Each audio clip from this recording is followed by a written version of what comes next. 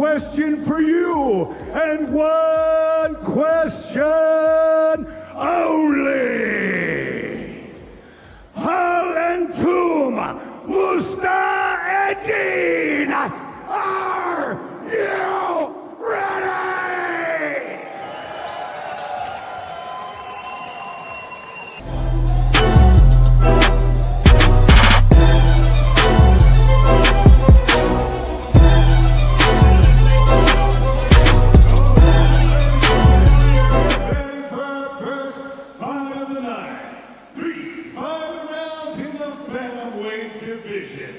Introducing your first warrior.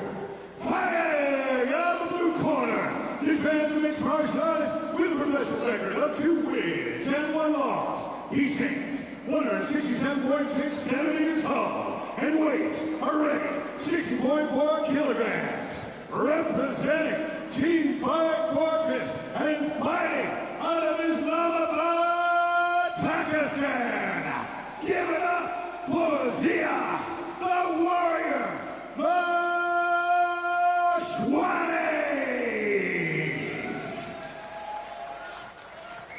And his opponent, fighting out of the red corner, this man's a mixed martial artist with a professional record of 7 wins and 4 losses. He stands 165 centimeters tall and weighs already 60 kilograms.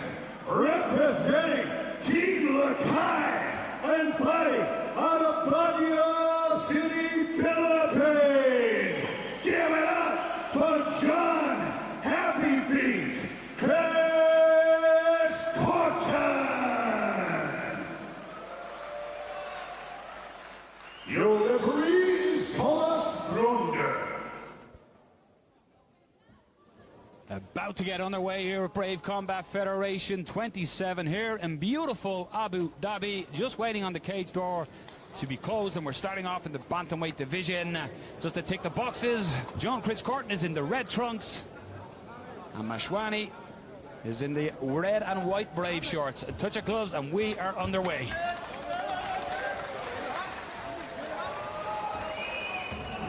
See both fighters instantly, you can just see they're feeling their range, seeing what each other is offering. No fast start here by either.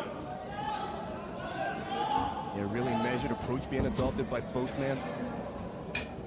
John just seems so relaxed. Here's the first exchange, misses with that right hand. Straight into the clinch.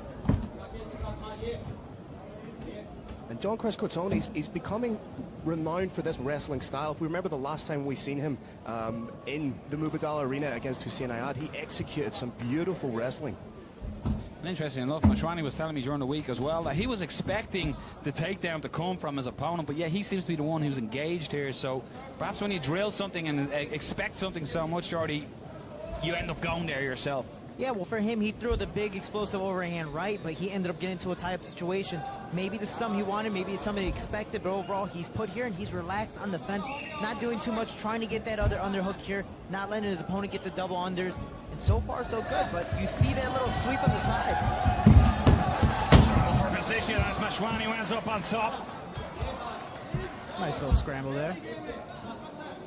And again, cool and relaxed both fighters so far here on the opening bout here. Yeah, the Team Fight Fortress guys are renowned for the ninja chokes, which they can pull out of absolutely anywhere. So don't get it mistaken, Daaja definitely has a ground game. Just looking to advance, needs to be careful. Chris Corton will look for submissions. Keep an eye on the foot of John Chris Corton. Just had it on the hip there to create a little bit of space, trying to frame, has that underhook, might sneak out the back. Staying heavy on top is Mashwani. Yeah, what he needs to do is get that left leg hooked, which he just did, and keep on circling under with that underhook side. He's going to be able to bump his opponent over, but he's not really trying to force it, so he's right now nice and content, but he's also safe.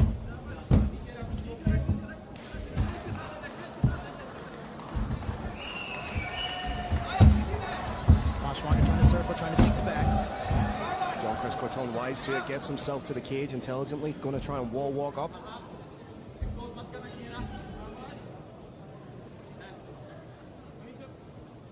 And I like what Corton's doing. He's just hand control every once in a while, popping a shot to the face, hand control, popping a shot to the face, making his opponent think the whole time instead of just going wrestling, wrestling, wrestling.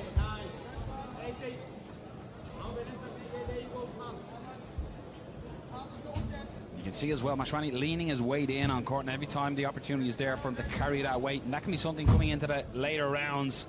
Carrying his opponent's weight could drain the tank. Nice short elbow. And Mashwani looks like he wants to take the back, but he can't because Corton is keeping his back against the fence. If Mashwani is going to circle to his left, he's going to miss it. Oh, and nice little sweep there, which allows him to get it. And again, those little foot placements just change the angle. Has the back right now, what can he do with it? Has those hands clasped in the body lock. Intelligently, he's attacking the legs. That's going to take a little bit of pop out of the step of Jean-Chris Corton. Chris Corton is staying relatively calm in this position. Although he's in the disadvantaged position, he is staying calm and just waiting for his opportunity perhaps to try fight hands and maybe explode out of here or turn back into his opponent. Momentarily thought about hitting the switch there. You could see him trying to dig that arm in to try and hit that. I just like how Mashwani staying nice and calm, keeping his, in a sense, a nice sepo wrapped around the waist, just holding on nice and tight, making his opponent carry the weight, making his opponent tired and move the entire time. He's throwing those knees, and my little setup is I like to throw those knees, make my opponent stand up like he's doing now, and then suplex.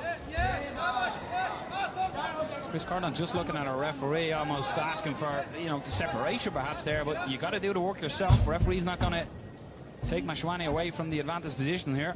Yeah, oftentimes we see fighters complaining about being in a situation like this, but it's your responsibility to get out of it. It's not the responsibility of the fighter to do something explosive.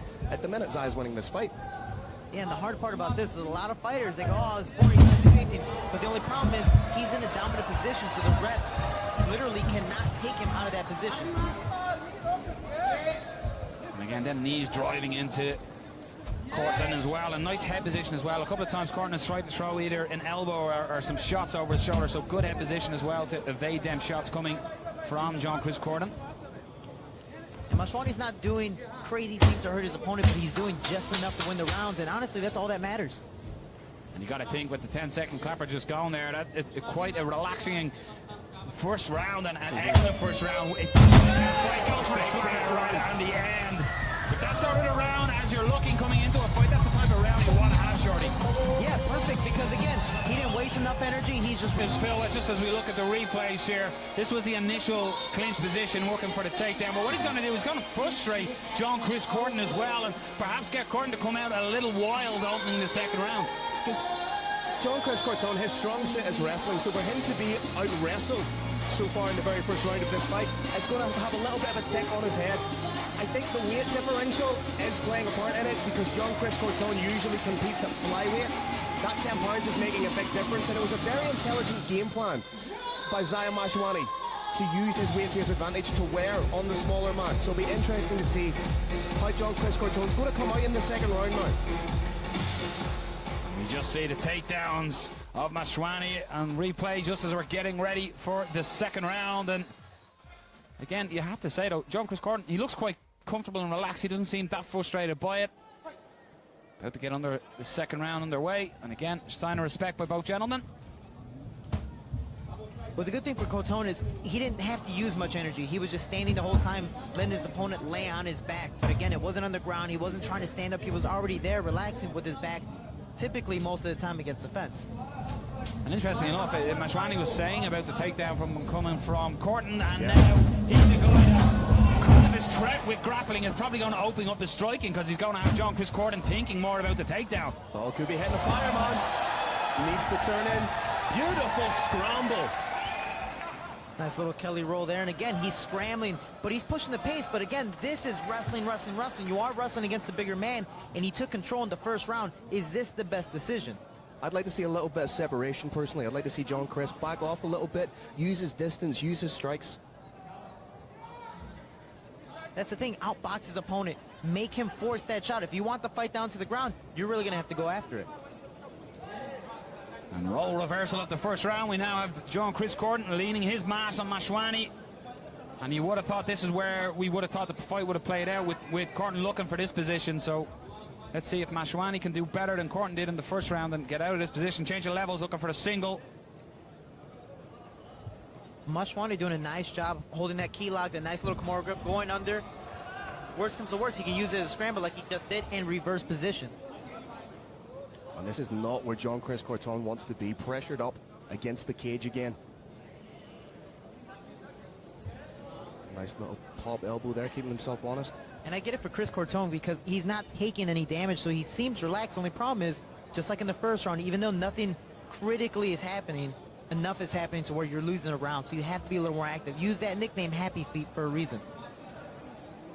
Once again, you just seen John Chris Corton looking at a referee and then looking to his corner maybe for some advice. But he seems to be stuck here and he doesn't seem to have the answer to get away from it. And Mashwani looking to change levels again on the single, looking for the takedown. Trying to get in on that high crotch, switches to the single. Beautiful level change, and he's like a dog with a bone right now, gentlemen. Again, he's on that back position. And goes back to the knees. Excellent work by Mashwani. And so far, it's a repeat of the first round. There really needs to be a little bit more impetus now from John Chris Corton. He needs to move. He tried to switch a couple times, but see, that's the thing about wrestling. You have to chain it together. If the switch doesn't work, try it the other way again and keep on repeating, going back and forth. You're losing this fight technically, so you have to push the pace. Another beautiful suplex from Mashwani. Just looked to get the hooks in as he landed, but John Chris Corton was like a cat, back on his feet instantly. The crowd drumming up an atmosphere here in Abu Dhabi.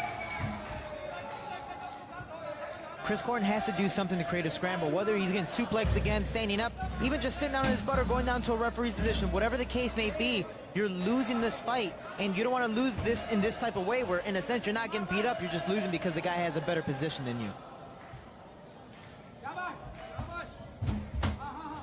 Another big suplex from Mashwani. And Mashwani's using these. It's almost like he's expecting John Chris Corton to get back to his feet. He's like, look, let's breathe, get out of the water, but I'm just going to drag you back into that deep end in a couple of minutes. And that's a game plan that's working beautifully so far for the fighter. Well, that's what like I was saying earlier. Those knees will eventually go, you know what, I'm going to stand up. There you go. That's my time to suplex. That's my time to take you belly to back. And that's my favorite setup for that. And back to playing hide and seek with his head in that position as well, and again gets a takedown, and almost a bit of frustration there. And now needs to be aware of the Kimura grip. Corton looking to get that, and perhaps do what Mashwani used, threatening submission, but more so for the sweep to get out of there. And it's such a versatile position in mixed martial arts. Not get that figure four grip. And he has it locked in, but Mashwani immediately jumping over the half guard, going to side mount on the other side, because he knows if he's going to roll, he's going to be in the better position. John Chris Corton trying to roll him. And he's trying to force it too, but he better watch out for a submission and reversal here. You see Mashwani grabbing the back of the neck as if to try and set up a dart, but switches. Isolates the arm. So far doing a nice job with the half guard, throwing ground and pound, trying his best to stay active to make Chris Corton move. He wants to go for the submission, but right now he's just playing it safe, winning the round and doing just enough to get by. Just sneaking the arm underneath the chin. Sneaking under the chin. That is deep. Has he got time? The copper had gone. Can Corton tough it out? Oh, he's thought about tapping. He lifted the hand. Wow. Wow, it certainly looked like the hand was posturing up to almost make it. It's when the hand comes up like that. Time at the end of the second round, he really put the pressure on and landed some good ground and pound. Escaped that Kimura at 10 by Chris Corton and used that to get position and look for submission himself. Yeah, these guys are going back and forth, the scrambles, and you see Chris Corton trying to go for it, but these suplexes kept on coming back and forth. Anytime the wave was going backwards, Mashwani immediately would take it up, and eventually he got the fight down to the ground and used the scramble situation to better him. He was throwing nice ground and pound. I don't believe that choke was in deep. I believe it was more of a nice neck crank. Either way, that thing is definitely not fun to have around your neck. And what we're seeing now, we're seeing essentially the story of the fight so far. It's the grappling dominance of Mashwani. Coming into the third round, what does John Chris Corton need to do here, Shorty, to turn the tide in this one? Well, he's losing the ground game, so he has no choice but to keep it standing, but he can't be as aggressive as he usually is. I can tell he wants to land that right hand. I see it. I love it. The only problem is he's not setting it up, and anytime he throws that right hand, that right leg is going forward, and they end up clinching, and then they're back on the fence, and Chris Corton is back on the floor. Corton just shook his arms out before they engaged there as well, so maybe blood is heavy from all the grappling in them arms. Trying to shake some life in it. Good kick. Oh, he got caught. caught him. Just catching him coming in. But John Chris Corton has a chin in on the single. May switch to a high crotch. Nice little dump there, nice little crackdown. And he's trying to solidify position. One of the best things to do is don't even worry about that far leg. Just pick up the near leg, and it's like a teeter-totter, a seesaw. One side goes up, the other side goes down. He's got to watch that neck. He steps across. Now, if Jean-Chris Corton's intelligent enough, he can set up a Von Flue choke from this position. Immediately what I was thinking. That would have been awesome. But the Von Flue, as it's yeah, I was going to say, I think it's been renamed at this stage. And Corton, he's got just under 4 minutes to work in top position, but Mashwani back up and hitting a single himself. Watch out for the Kimura. Essentially, to win, Jean-Chris Corton has to finish this fight. He needs to go out there, essentially all guns blazing, and try and get the stoppage. He has to, and he has to get his left hip scooting all the way to the outside towards the Kimura, because Mashwani, like he's doing now, is going to step his right leg over and start walking to the head, and that's going to pretty much nullify that Kimura attempt. Right now, he's pretty much just holding. Daaja doing everything he can just to keep that pressure and weight down.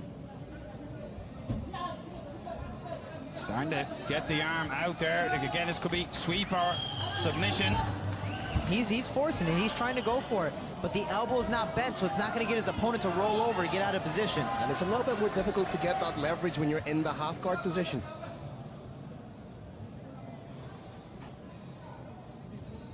But Mashwani staying nice and calm, just doing what he needs to do to stay as safe as possible. He's on top. Yes, Chris Corton is going for the submission, but Mashwani got the takedown. Mashwani just readjusts and tucks that hand a little bit deeper. He's allowed to grab his own shorts in this position. Which in that style type of shorts is a great thing. They extend a little bit, give you a little leeway sometimes. But that left hand, he's throwing to the body and just mix it up, and he's adding points here while Chris Corton is just holding submission. Yes, it's an awesome attempt, but you have 2.5 minutes left. If I was your corner, I'd be yelling at you to let it go and try to scramble from there. And I suppose that's something that you need to be aware of. Your fight IQ as a fighter is when to let go of something like that. I get it. We're all fighters. We're all prideful. But if you just don't have the position, or even you have the submission in a sense, you have the lock, but it's just not going to happen, then let it go and scramble from there. But he's forcing it. He's trying his best. From there, I would go out the back door, let it go, and go out that right leg that's extended right now. Because there's space there for him to escape. Let's see if Jean-Chris Corton takes that advice, but for the moment, he's still holding on to that wrist, and Mashwani looks comfortable where he is. Doesn't look in direct danger and tucks that arm back in between his legs, and as we alluded to, can grab the shorts if needed. Open half guard of Jean-Chris Corton. So I could just step over there in the side control. You know, I love that he's trying to, he's holding on to the Kimura, and there's that pride of, like you were saying, he needs a submission to get this over and done with, to get the win, because he definitely lost those first 2 rounds.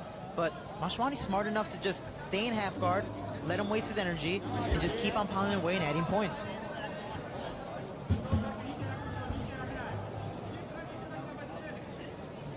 He's been holding on to that arm a long time now as well, so you'd imagine tiredness coming in after the first 2 rounds. Grappling is going to get harder and harder as these seconds tick by to explode and get the submission if it presents itself. And there's less than a minute left in this fight. He needs to do something. He needs to take a risk. At this stage, you're essentially down 3 rounds, so why not do something explosive? You have to take a risk. You have to do something dynamic in situations such as these. And the hardest part is, let's say this fight ends up standing up, or even there is another submission attempt. Chris Corton's been holding on for that Kimura for what, almost 2.5, 3 minutes? His arms definitely have to be fatigued, because he's had to relock, try to force it, relock and reforce it again. So his arms are out, and as you see here, now he's, forget it, I'm just going to try to scramble. Let's go with it now, and it looks like Mashwani is knee on belly, looking to slide across. Going to finish the round on top, landing shots. So for all the work that Jean-Chris Corton was trying to do on that Kimura, he ends up staying on the bottom, with Mashwani finishing out this bout on top. And in that small scramble there, Corton almost got the back, and yes, time is slipping by, and maybe Mashwani knew.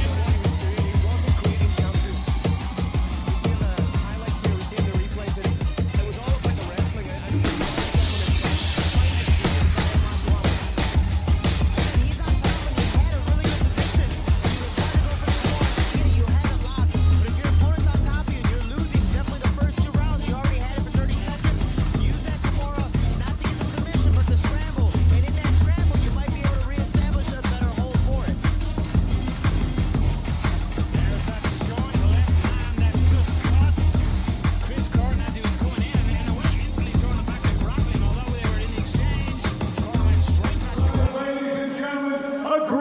ready to start Brave 27 Abu Dhabi. After 3 rounds, we go the judges' scorecards.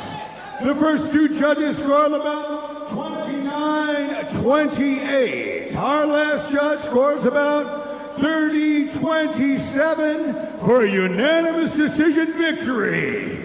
Out of the blue corner, Zia, the Warrior Mashwani.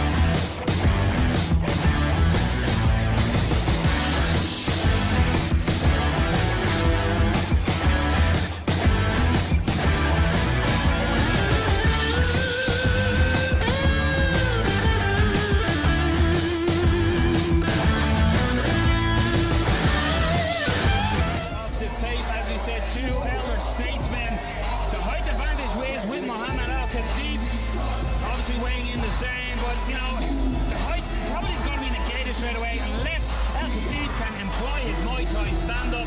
That's basically the key to this fight. Can Flavio separately get it to the canvas? Let's find out, and let's send it up once again to the roaring line, Carlos Kramer. All right, ladies and gentlemen, get ready for our next battle in the Brave 27 Abu Dhabi cage. Introducing your first warrior, fighting out of the blue corner. This man's a mixed martial artist with a professional record of 2 wins and 2 losses. He stands 179 centimeters tall and weighs a ready 74.7 kilograms. Representing Primal Gym Team Gladiators, Abu Dhabi, by the way of Jordan. Give it up for Muhammad Al-Khatib.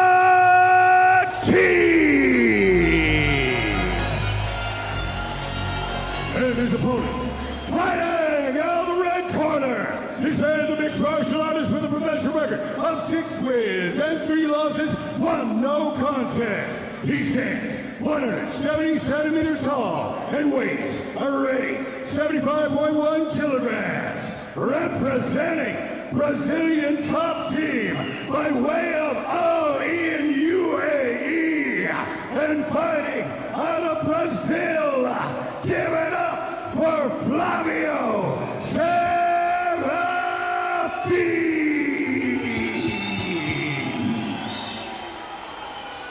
Your referee is Mark Donner. Muhammad Al-Khatib is in the grey trunks and Flavio Serafin is in the black trunks. Big pop for Muhammad Al-Khatib in the crowd, Phil, so there's no guessing who the home crowd are rooting for here. It's actually draws a lot of respect from both guys. And let's see, will Khatib try and keep it at that Muay Thai distance? What I expect from Serafin will be to use those strikes to try and close the distance, initiate the body lock and score the takedown. Just walking behind the jab so far. Deep. Serafin, he does throw, he sits down on his shots, but as you said, Phil, he uses them to cause the race. He's left hand straight away into the single. You need to be so careful in this position with Flavio Serafin because he works to get them out, knee on belly, and then works for the armbar. He has 3 arm bars already in his professional career. He's an arm collector, essentially. And he's transitioning extremely fast. Amelia had the dump, used the leg to sweep it all the way down. He gets all ready to a half guard. And now he's kind of like in a 3/4 mount. Yeah. But the nice thing he's doing is he's throwing ground and pound. He's mixing it up, not just jiu-jitsu, which is the hardest thing possible. And you can see him creeping that right leg up. It's a little bit of a setup for the armbar there. If he can get that leg free into the full mount. He just has. And it looks like he's transitioning either to an armbar or a triangle, and he's moving, forcing his opponent to give up his back. It's high-level jiu-jitsu. Just right there immediately for the armbar, and you see that leg going straight to the head. He's going to sit back down, but he's taking the back, trying to go for a rear naked choke now. Let's put the hooks in. That's 3 different submissions going back to back to back in multiple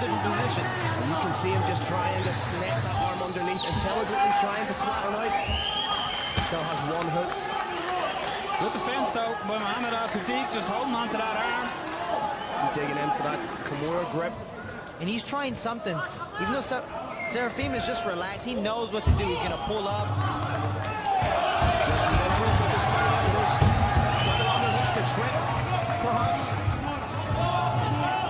Al-Khatib just trying to fight hands and stay out of the deep water being dragged into. He's just trying to keep his head above water here, Noel, but when you have somebody like Flavio Serafin on your back. And I like how relaxed he is. He's not forcefully trying to hold position. He's just going down to the side, knowing if he's on the side, it's hard for his opponent to submit. And that's what I'm talking about the last fight. If you hold on to the Kimura too long, you're going to put up and give yourself up for a submission right there. Now in the full mount position, just try and isolate that arm. Sorry, no. A little bit about what before you said earlier as well, John, Chris Corton, he kept hold of certain submissions, and you're just seeing Flavio Serafin fluidly changing from submission attempt to submission attempt and showing all aspects of his BJJ arsenal. Like what I was saying earlier, it's just the different levels. You just see the next step of jiu-jitsu with this. And keep almost looking for a split there for a moment, but a big takedown. Lands into side controllers. But look how calm he is just in that top position, distributing his weight beautifully. Talking to his corner in the process, staying nice and relaxed. Knee on belly, that's an excruciating position to be in. The ground and pound he's utilizing, it's almost like a snake charm as well. It's almost, look at this, look at this, look at this. Oh, I have your neck. He's using an absolute distraction tactic, but Mohamed Al-Khatib is 1 minute and 45 seconds away from doing something nobody else has.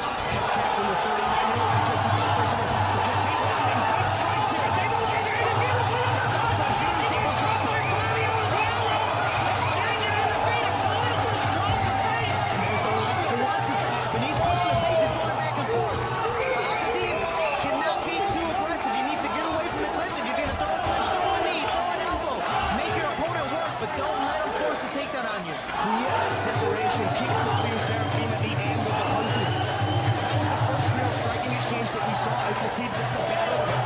Beautiful knee. But you can see that Flavio was happy to engage in that situation as well. That's raised the temperature here in Abu Dhabi even more. Fights being initiated here by Khatib, trying to get that knee up under the chin.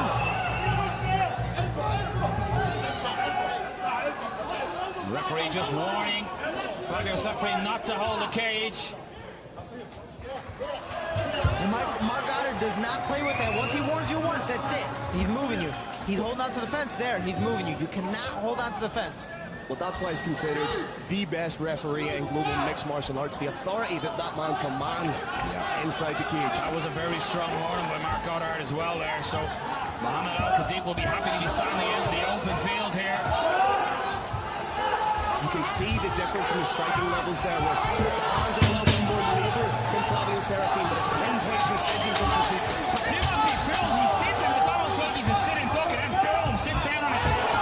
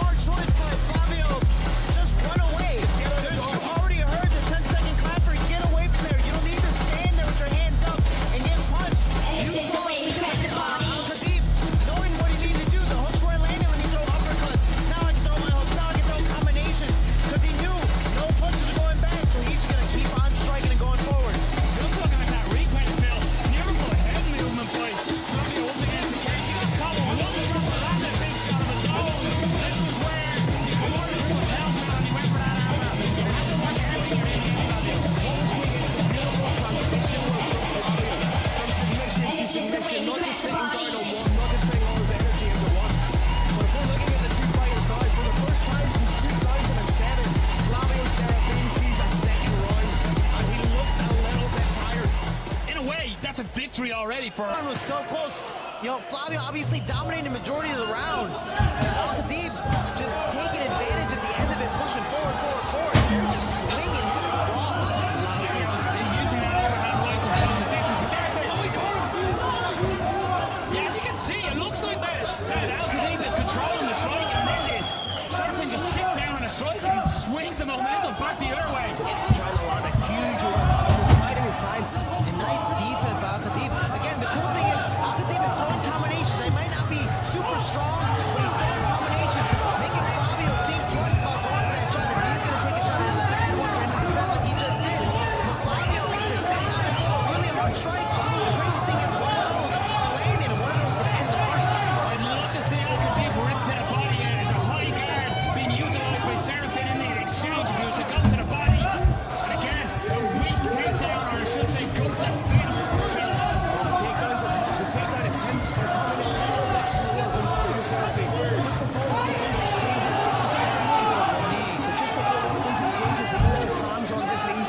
very deep breath.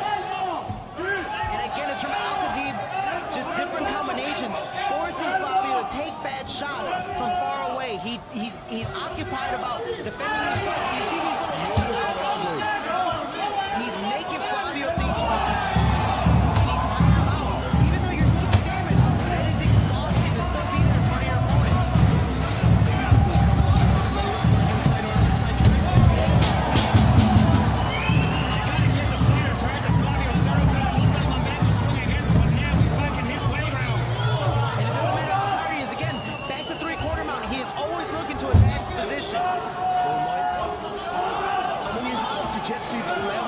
Serafin, it's muscle memory, so even if you're tired, you see these positions, you know what you're doing.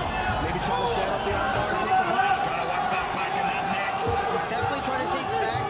We'll see if he lost the hands. Start the armbar. She's going right there. Leaning back. Can he stretch it out? Great work by Khatib to turn into the armbar there. You can tell what he's trying to do. Yeah, it's beautiful that he's put his back over the leg, trying to go, but he has to watch him transition.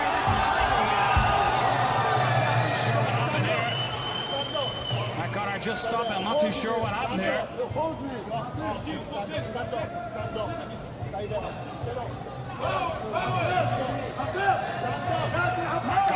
He's going to wait this off. I think if Serafin doesn't get 1 point of coaching coming from Mark, and that really changes the fight, because potentially you could say the first round, although Al-Khatib finished the round the stronger, we could be in a field here.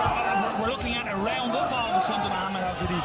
And now the fight has started standing again, which is where Khatib was having the advantage.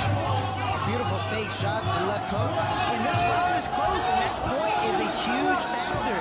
You see Al-Khatib, he's just pushing forward, staying nice and calm, not being too aggressive, keeping his punches long and throwing combinations. He knows Flavio's tired, and if he keeps on with this pace, he might have Flavio take a really bad shot, or even take some good shots overall with his punches. I like the way he's using his jab as the setup for what he's doing next. Almost like a masking agent for the uppercut and for the hooks.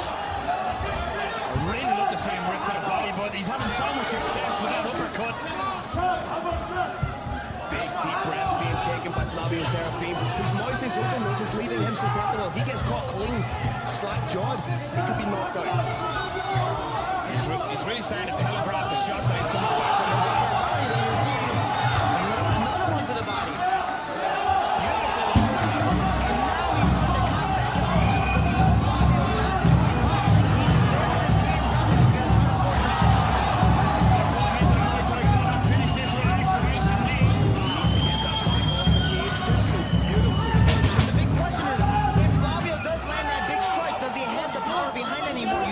His mouth open. He's tired. He already has a point to cut. Why? Because he's doing things in a sense to try to survive.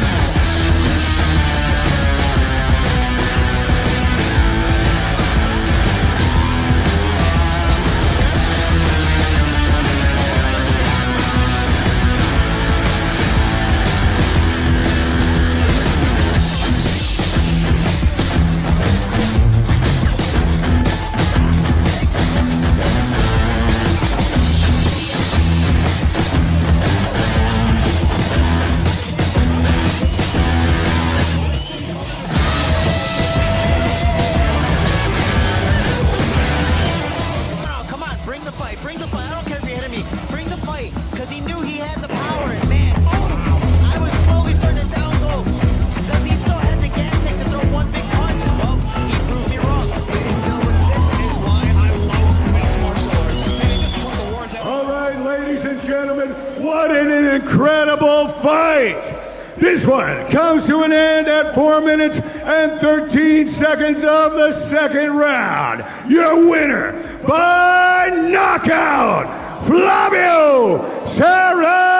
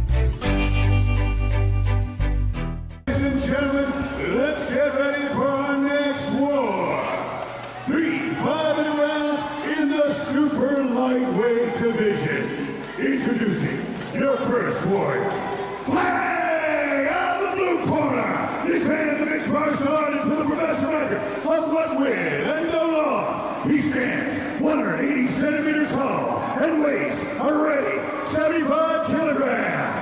Representing Team Nogara Dubai, UAE, by the way of USA. Give it up for Dwight, the Black Mamba Pro! And his opponent, fighting out of the red corner, this man is a mixed martial artist with a professional record of 7 wins and 3 losses. He stands 173 centimeters tall and weighs already 74.6 kilograms. Representing Fit Republic Dubai by way of Brasilia, Brazil. Give it up for Alex Leleco Nacfur.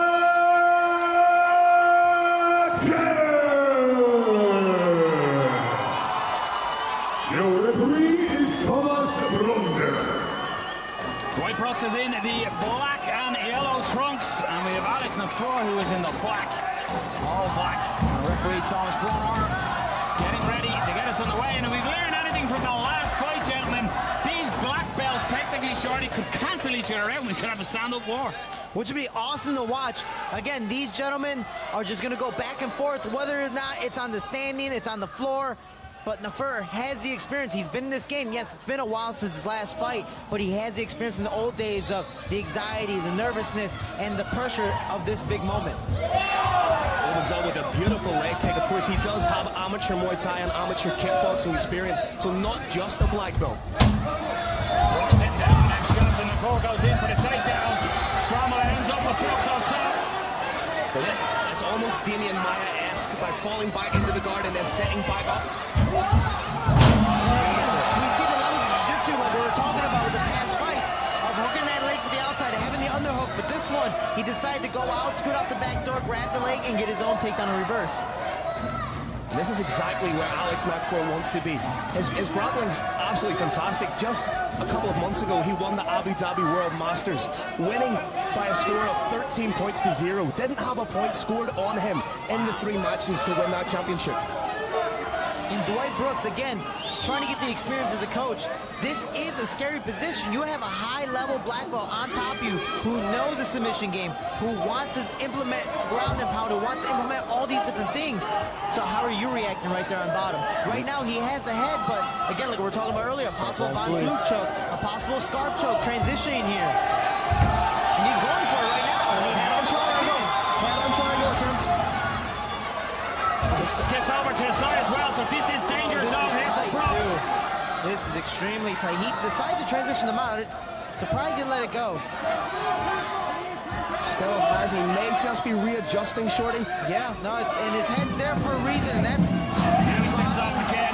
He's getting to the side, and he's trying to take the angle. Well, Brooks is doing the smart thing. He's like, you know what? Yeah. I'm stuck in the position. I'd rather give up my back more than anything. It's kind of pick your poison, because you're giving up a position that's equally as dangerous to have a black belt like this, mind you, to have a black belt like this. Takes it out. Hard, nasty elbows. And he has a high mount too, so Brooks can't buck him off. In trying to defend those strikes, you end up giving up position. You try and roll to your front, you give up your back. Sometimes you extend your arms and give up the arm bar. Brooks is staying nice and calm, which is a good thing. Again, you're trying to get the experience. You are put in a very, very vulnerable position. You see these elbows coming down. Just the tip of the elbows cracking the top of the forehead. Really is crushing those elbows in. Needs to be wary of overextending the arms. And you see he's putting all of his weight on Brooks's arm. Maybe he's going to transition to that scarf choke again. Maybe he's going to transition to a cheap wrist lock right there. He's trying to go for little things to put pressure on those wrists, put pressure on the hands. It's hard to get a wrist lock because, again, we do have the hand wraps, we do have the tape wrapped around our wrist, so the straighter more than anything. But again, he's throwing that vicious ground and pound, making Dwight Brooks move. He's almost in that anchor position. He's looking to step back into mount again. Brooks, just when he thought he was out for a bit of air, he's back in there. Good work by Brooks. Again, trying to get somewhat back in position. The cage is just obstructing him ever so slightly. Where do you go for that head-on triangle choke? Nacfur is not holding back. He's landing beautiful elbows from top. Staying calm and composed on top as well. Listening to his corner's advice right in front of him. And Brooks really desperately needs to reestablish a half guard for himself. Can't be in that position because his opponent's on top. And it sets, again, a three-quarters mount, just pounding away. You can't just play defense the whole time because you're still stuck on the bottom. You need to create a scramble position. I'm not saying push off and get an arm, get stuck in an arm bar. But like he was doing right there, pushing off the chest, trying to move. The only problem was he stayed in that position too long. And Nacfur was able to reestablish himself. And someone who's a BJJ 4th degree black belt and a judo black belt, they know how to distribute their weight so expertly. And he's just staying calm, relaxed on top. You don't see him breathing on top, but you see Brooks having to forcefully move. He's taking punches, he's taking shots. His mouth might not be open, might not be gasping for air, but mentally, it's exhausting. Maybe scope there for him to escape out the back. Nice shot selection on top as well by Alex Nacfur as well with these short shots, and then he changes up into elbows. Looking for the arm, might be instructed by the cage here. I'm surprised he went that way because it's hard because you can't fully extend because you have the cage there. He's created a little bit of space for himself. Brooks now. It's breaking time. And Black Mamba is going to dish out some punishment of his own. He's letting them shots go in the window. Beautiful knee to the body. That's a good elbow. Lovely match on that.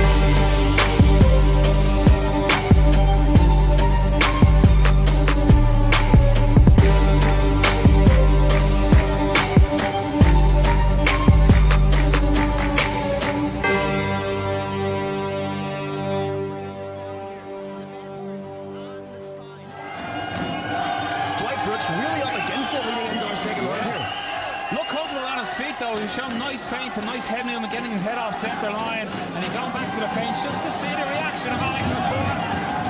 And we talk about that, of getting the experience and know how your fighters are thinking in there. That downward elbow could be a sense of panic. Hey, I'm finally winning this fight. I got to do something big to finish it. It's sadly just thinking in the moment. It's also by accident. I know he's not trying to, in a sense, permanently hurt his opponent or do something illegal, but he's definitely trying to win this fight. You can see Laleko wearing a knee pad there on his right knee. I'd like to see Dwight Brooks target that a little bit. He just landed a strong kick on it, and lands another one that knocks off the balance on the floor. So perhaps Brooks has realized I have a target. In the clinch right in front of us here, an exchange of knees. Beautiful takedown again from Laleko. I like how he's not driving, he's just doing a misdirection, turning, using the hips, instead of just pushing forward and letting Dwight Brooks use his muscle against him. The referee just stopping. Need to have a word with the corner. Having the word just with the corner of Dwight Brooks. Not too sure what that word is. And I like how the fighters are just laying there like, all right, cool, we're just relaxing until the fight continues. And they're back on their way. Nacfur looking to advance his position. Looks like he's going to step across into side control. Again, we could be seeing the setup to the ball through.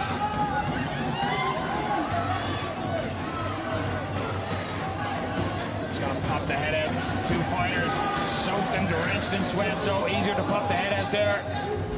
And immediately Brooks needs to look for that left side underhook. He's holding on to that overhook, and with that overhook, it's going to keep him flat on his back, letting Nacfur transfer over to a three-quarter mount or a side mount, or even just overall a better position. Just needs to get that leg out, but he's using his jiu-jitsu so intelligently. It's that slow, methodical pressure pace of Brazilian jiu-jitsu. Brooks gets out the back door, though. Straight away, what a takedown. And I like the attempt of the knee, but again, you're putting too much pressure forward. If you're losing on your back, maybe, just maybe, once you get away, get the heck out of there. Keep this fight standing and put pressure on him that way. Alex Nacfur, like a fire blanket on a fire here, is dampening everything that Dwight Brooks is trying to do. Starving Brooks of oxygen as well, and constant pressure, constantly attacking, mixing up the shots while advancing position. And it's also giving Alex Nacfur time to catch his breath a little bit. He's forcing Dwight Brooks to carry the weight. He's hitting just enough shots to keep himself honest and prevent the referee from standing them up, but it's also an opportunity for him to get his lungs back. And it's a smart thing to do for Brooks. I always do tell people, if you're stuck on bottom, and honestly, sometimes there's just good, really, really good jiu-jitsu practitioners where you're stuck in your back. Mess with the face, do something even annoying, just being able to smush their nose, being able to like muff their mouth, something. It's gonna make them move, it's gonna take their head off the center, and it's gonna allow a better position for you to scramble. Dwight Brooks with wrist control.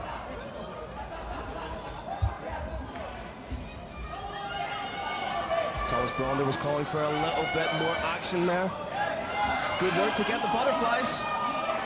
And so far, Brooks has reestablished himself well. He's throwing those pop shots. He's making Nacfur think twice about advancing to a position or whatever he's trying to do overall. Brooks is being smart here. He's staying active on the bottom.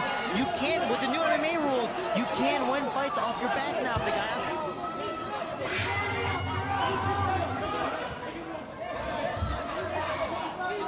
And referee Thomas Runners has seen enough, and he's going to stand it back up. And for me, Alex Nacfur all of a sudden looks a little drained. He's blown hard, and this is an opportunity for Dwight Brooks, who looks light on his feet. Really try and target that lead leg. And straight away, drops Alex Nacfur. This could be it. On top, raining down shots. The gas tank looks to be depleted. There's the neck, and Dwight Brooks is under it. What a feather in his cap this would be if he could submit a fourth degree. Referee looked very close and just got the thumbs up as he was looking to close it off. Alex Nacfur has given twice the thumbs up to a referee. It's the angle. Brooks needs to reestablish himself and get chest to back. He's got the bicep here as well. He's got, if he can just roll and get that hook in. He needs to roll to his right shoulder and reestablish back position, because right now it's more of a neck break.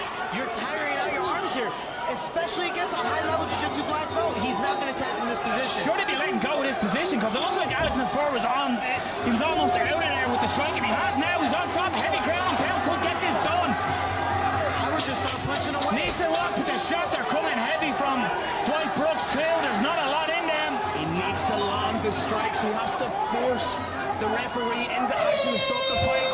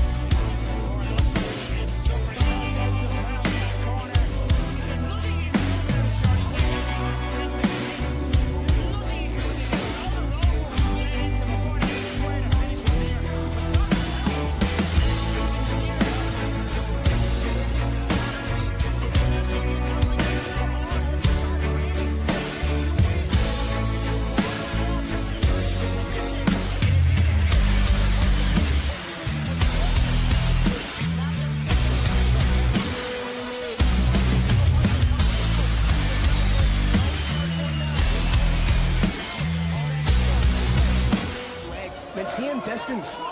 And whatever you do, Dwight Brooks, do not get taken down at the start of this one. And I was about to say, I feel like Alex Nacfur is going to immediately go for the shot and try to hold position, try to lay on top and do just what he needs to do to get this win. Big strikes, there's a knee there. He wants it, this could be.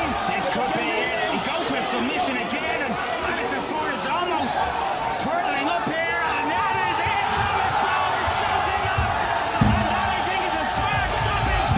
Alex Nacfur did just not have Through every worst, occasion in this fight, getting mounted, getting beat up, getting grounded pounded, get stuck in submissions, and I don't know, to push through adversity, to get even a point deduction. He pushed through and beat the more experienced and even in a sense better opponent.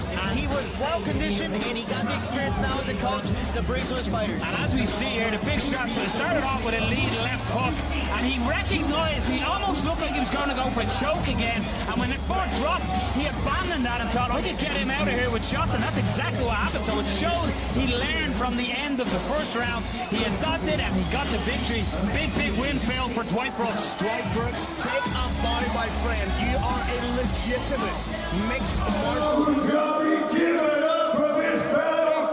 These warriors showed a lot of heart. This one comes to an end at 21 seconds of round 3. Referee Thomas Blonder stops the bell to discharge your winner by TKO, Dwight the Black Belt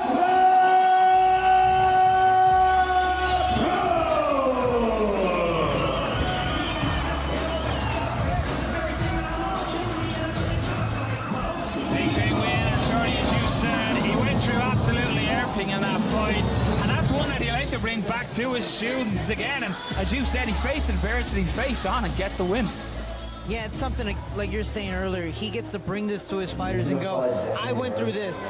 You can do it too. And I did it at, what is he, 42? I did it at 42, and you're doing it at 20, 25, 30 years old in your prime, and you're complaining. If I did it, so can you. And just keep pushing forward till you get what you want. I've knocked out a couple of people and I've been knocked out once. I don't want to say that knocking out people is fun, because being knocked out is not. take long and build upon that. And there is our tale of the tape. To steal a phrase, it's virtually identical. Tarek Ismail, the younger fighter, but that 4-0, he's in against a very dangerous opponent who has fought the who's who. This promises to be potential. All right, ladies and gentlemen, this next play, 27, Abu Dhabi bout 3 final rounds in the bantamweight division. Introducing your first warrior, fighting out of the blue corner. This man, the mixed martial artist with a perfect professional record of 4 wins and no losses. He stands 173 centimeters tall and weighs a ready 61.2 kilograms.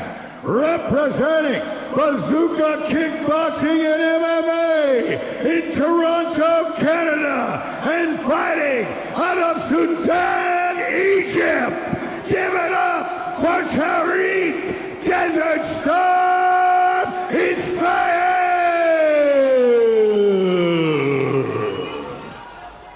And his opponent, fighting out of the red corner, this man, the mixed martial artist with a professional record of 6 wins and 4 losses. He stands 174 centimeters tall and weighs a ready 61.6 kilograms. Representing Gladiator MMA and fighting out of a mud Jordan. Give it up for the Tornado, Jarrah Al-Silawi.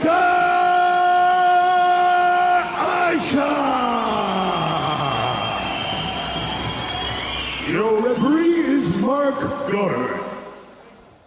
Daaja is in the camo grey and black, and all I can say is Ismail is in shorts that Apollo Creed would be proud of. Black frilly shorts. Your referee is Mr. Mark Goddard, and we are underway. Ladies and gentlemen of the Brave Nation, we have just had a weather warning. We have the tornado and desert storm ready to clash here. The nickname Desert Storm comes from a callback to his originality, the Gulf War. It's a tip of the hat to where he grew up. Sarah Kishmael. And I like how immediately that Muay Thai is starting to show. Showing the experience from other different venues of combat sports. I like the level changes and feints he's throwing, just giving Jalal something to think about, something to bite on, trying to get a read, download the data, so to speak. And that's something he's doing straight away as well. It's changing stance, jumping in from orthodox to southpaw, flashing the legs, threatening the kick, just to see how Daaja responds to that. And he took that kick in the arms, but Shorty, you'll be able to testify to this. Even taking kicks like that on the arms, the cumulative damage that can cause is scary. Yeah, you know, the notable fight is Rami Ahmed versus Gajimusa Gaziev.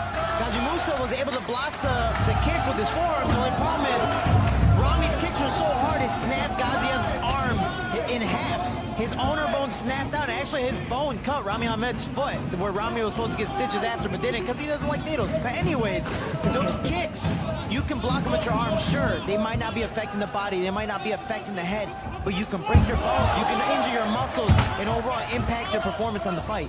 And there's something about a Muay Thai practitioner when he throws a kick. It just comes with different gravy, different sauce. Oh, it's all shit. And they kick the hardest, they kick right. Those nerves on the shin bone are practically dead because of how many times they kick, whether it's the pads, a tree like you see in the videos, or whatever the case may be, Tony Ferguson kicking a pole, whatever the case is. There's no nerves there, so they're more than happy to just throw those kicks away and hit whatever it hits. And it's a different kind of kick than you would see somebody that's maybe trained in mixed martial arts. So if somebody has a Muay Thai background, they turn the hip over ever so slightly, and there's no tail on those leg kicks. Keane Cowley comes to mind. See, as Tarek has thrown the kicks, that Daaja tries to counter with hands, and he's trying to time them kicks, but at the moment it's the distant management and the footwork of Tarek Ismail who's trolling the cage here. But I like how Ismail the whole time is just staying calm. He's playing his game. You can't even catch his rhythm. He's not having a normal bounce. He's bouncing, fake, switching stances, throwing a body kick, and just moving again, pulling out the jab a little bit. And Daaja is just, he doesn't know what to do. He's moving his head. He's trying to walk forward, but because of that rhythm, that awkwardness, he's afraid of what's to come next. Sometimes to get the fight going, you just have to go out there and just see what happens next. Got big to the body, and Daaja trying to fire back with his own, but each time it's greeted by disdain. But he's doing the right thing. He's trying to counter off the kicks. When Tarek's throwing those kicks, he's trying to land a straight down the piper, or trying to land a jab. Beautiful counter. And now it's a kicking battle. It's a Muay Thai battle, going back and forth. Body kick, leg kick, body kick. Let me counter your kick. Hasn't really let the hands go as yet. Well, so far the distance right now is mainly kicks. The only one that's really trying to throw punches is Daaja. He's pushing forward every once in a great while, but that's after a body kick, that's after a counter, which is the bad thing, because even though it's going to his arms, you see the redness in his right forearm. He's taking those blows. He's more reactive than he is proactive. What I'd like to see him is take the fight to Tarek. Don't show him the respect that he's kind of giving him right now and just charge forward, not recklessly, but try and put his own stamp on the fight. And that's the hard part, is being a counter fighter. It's much easier just to walk forward, but walking back and being able to try to walk forward, back, and throw your counters, throw your strikes, it's much harder to be a counter fighter, and for him, he's not playing it at the right distance. Each time that Daaja throws a shot, it's the finger waggle back, and you don't want to get into a kicking battle here. Somebody's playing with a plastic bat, and somebody's playing with a solid wooden baseball bat. You see Tarek trying to mix it up, and that's nice. He's not just throwing body kicks, he's throwing spinning back kicks, throwing back heel kicks, whatever the case may be. But again, you see that Muay Thai style of leaning back, extending those arms, letting those kicks just fly by. Compared to Daaja, he's taking the full impact of those kicks to his forearms. Crowd trying to get behind Daaja. And it just shows the level, in a sense, of Muay Thai or kickboxing. These are my kicks, and these are my defense styles to my kicks as well. Even though both haven't really landed much, the one who's taking more damage is Daaja. The only thing I would say, if I were to be somewhat critical of Tariq, is he's moving back and forward in straight lines. There's not a lot of lateral movement, and as we've seen with Maciej Krzyzewski and Kane Cowley, if you're just moving back and somebody's charging at you, you can eventually be caught. So I'd like to see him, he's doing a fantastic job, but I'd like to see him mix in a little bit of lateral movement. Yeah, and I agree with you. He moved back, and again, Daaja threw an overhand right, and it just barely missed him, and it was that much closer. So you never know what can happen next with that. And as we've seen tonight, gentlemen, anything can happen and will happen. Very, very true. And that's, again, like you were saying earlier, that's the crazy thing about this sport is one person can be losing this entire fight for 3 rounds, 5 rounds, and out of nowhere, throw up a triangle, throw up an overhand right, or whatever the case may be. One punch, one submission, one kick, whatever, one of something, 2 seconds can end the fight. We're just seeing some of the beautiful kicking game from both men. Yeah, you got to look back at the replays here. Al-Daaja, he really is trying to Krzyzewski. Back underway. Will Tariq just slide back into that rhythm? Again, he takes the center and becomes the leader of the dance, so to speak. And you can see him, he went high that time in the kick, and that's something that he was beating up the legs more so, and the body, and go high when your opponent thinks, oh, I got to start protecting that leg, and potentially reaching down to block that a head kick is open. Some classic misdirection. MMA is 100% a chess match. Again, you want to take people out of their norm, take people out of their game. Like we saw with that vicious, KO knockout. That wasn't his game, but he mixed it up. He faked the shot, faked the jiu-jitsu that he was really, really well established at. Threw the overhand right, landed perfectly, you get the KO. So you never know what could happen in this fight. But Daaja needs to push the pace. He has to get his back away from the fence and push it away from a kicking distance to a striking, punching distance. And we've seen Jalal Al-Daaja before. He fights very well on the front foot, so it's very intelligent of Tariq to put him on the back foot. So he's obviously watched the fights that Jalal's had and has seen that this is something that he can exploit. Again, it's much harder to walk backwards and strike and have powerful strikes walking back. You need to walk forward, try to go for the takedown here, grab a leg, whatever the case may be. But to get away from those kicks, you have to get in boxing striking position.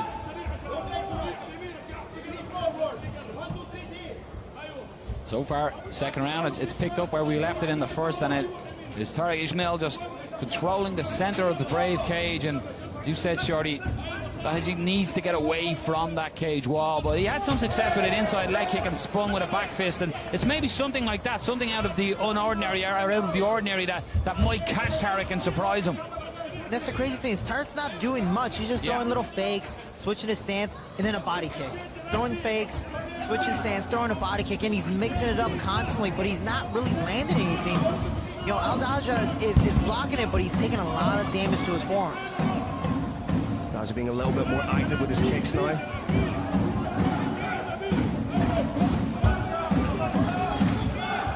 Beautiful inside leg kick. It's the footwork as well that I'm just admiring as I'm being quiet here, Ismail. Just the way he subtly moves across the cage, constantly cutting that cage off rather than following his opponent. Well, that's what it is. It's a technical chess match. And that's why we're all kind of just enjoying the spectacle, because they're both throwing the same exact strikes. It's really just roundhouse kicks the entire time. But it's why is one landing more than the other? He's really utilizing them shorts with that hip switch and little dance in the center of the cage. It's a beautiful shimmy. You don't see it utilized enough in mixed martial arts. I want to see Ismail shimmy back. I want to see what his counter is to that. Not gonna lie, I was distracted. Those shorts are dazzling. You hear how loud that is, and again, that's all to the forearms. With Rami Ahmed, when he kicked Daaja, it was one kick, the very first kick that broke his forearm. How many has Al-Daaja taken so far? Changing levels well. And he's breaking the rhythm. His confluence isn't a standard kind of rhythm. It's very unorthodox, and it's completely messing with Jalal. Maybe a little step up in the pace here by Tariq Ismail as well. He just seems to be cutting his opponent down a little sharper and looking to exchange that a little bit faster. And I've just done the commentary's course because he hasn't done a beautiful left hand right down the pipe, and there's the hands. And this round has been extremely close. No one's really landed too much. Yeah. But if you look at it from trying to be a judge's point of view, thankfully I am not. But Tariq Ismail has been aggressive. He's held the center of the cage the entire fight. And the more telling strikes have been landed by Tarek, the ones that are really catching our attention seem to be landed. Fan appealing, and you can't help but the shimmy. I mean, the shimmy was a huge thing. Well, you know, the rules of mixed martial arts is effective striking, grappling, cage control, and shimmy ability. I love the new rules. You gotta love them.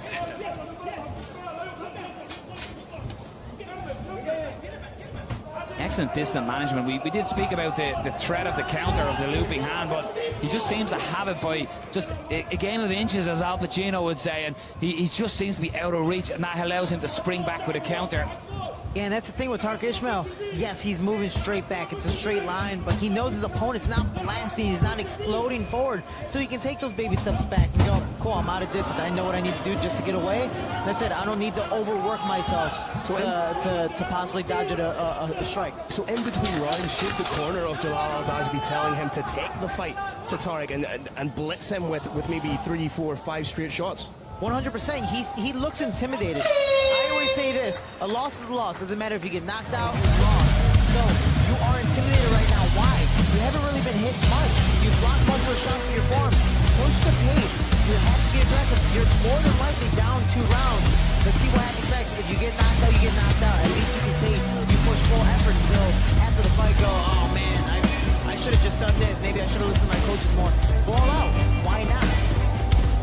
There on your replays, you're just seeing the counters come on back from Daaja. That was the spinning back fist. That was something out of the ordinary that he tried to throw earlier in the second round. But there's the shimmy. The people want it. The people get it.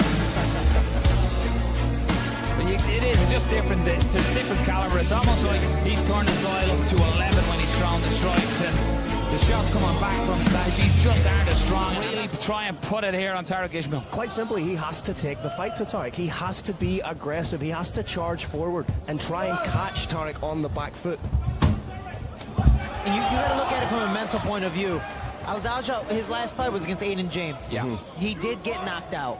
You know, he did get finished. Is this an intimidation factor? Does he not want to have that happen twice to him? Knowing that he's facing a good Muay Thai practitioner. Knowing that he got caught with a beautiful left hand. What's going to happen next? And he got caught just coming in a little bit there. Nice counter work from Tarek. That's something a lot of people don't look about. They look at the physical stuff, but it might be the mental stuff of coming off from a loss. How did you lose your last fight? TKO, cool. Why aren't you striking in this fight? Maybe he's intimidated because of that. But it's something you said at the very top of this one as well, though, Shorty. It's the rhythm that Tarek Ismail he's putting out there. It's never the same sort of leading on the front foot, just tapping away at the way a Thai fighter style. He always changes. He's currently sitting in southpaw. He will change to orthodox and change his point of attack. So difficult to get the read on his timing. It is very difficult to get the read, but again, you have to force the fight, so you have to forcefully change his rhythm, especially if you're just walking backwards. Of course your opponent's going to bounce, do whatever the heck he wants, but until you push forward, he did mix it up a little bit. He threw 3 consecutive strikes, but he needs to keep on pushing, get his opponents back to the fence.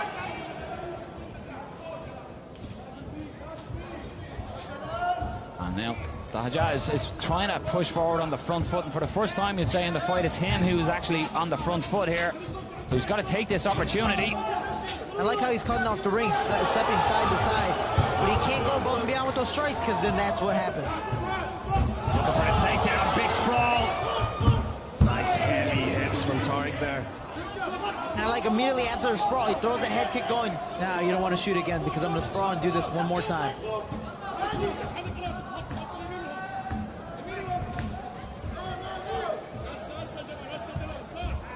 But see, now he's pushing forward. He needs to push the pace.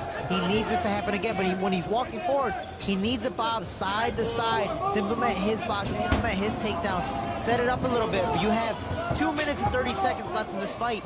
You have no choice but to push the pace. If not, you're going to lose the fight because you're just, in a sense, intimidated on your back foot. Nice feints of uppercuts there just to see how Daaja reacts to them, but again, it's the distant management that has really impressed me. We spoke about the possibility of getting caught going back in straight lines, but he just has it, the measurement perfect. But that again speaks to the wealth of experience he has in combative sports.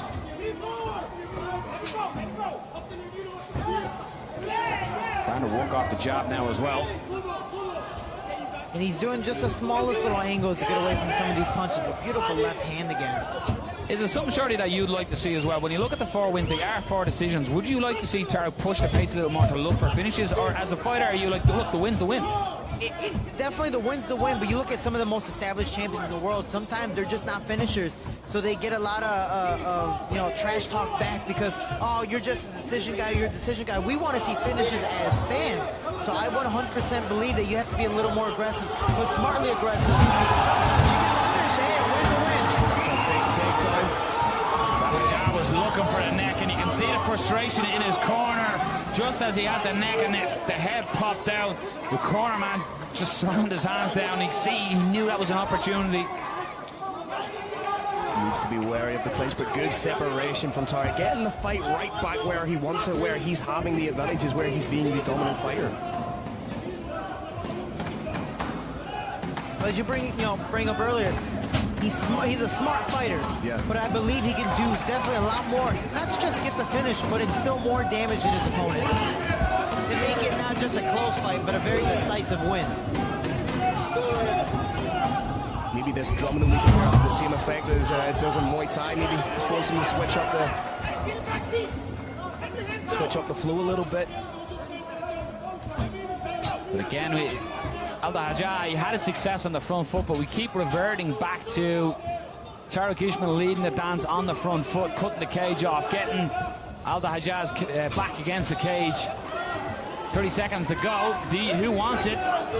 Jalal really just has to throw it all at him right now. He's potentially down 3 rounds because of the distance management of Tarek, so he just needs to go. If you were the corner, you'd be screaming at him just to get on the front foot, charge at him. You have 20 seconds left. It's make or break right now. So it's easier said than done when you've Tarek who's distance management. You haven't really laid a glove on him because of that, so hard to turn it up.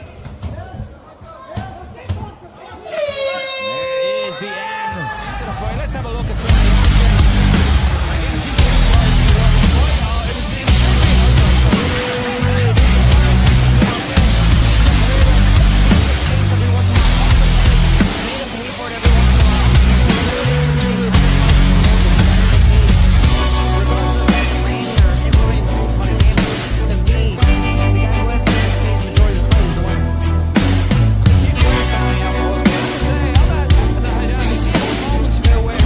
Shots of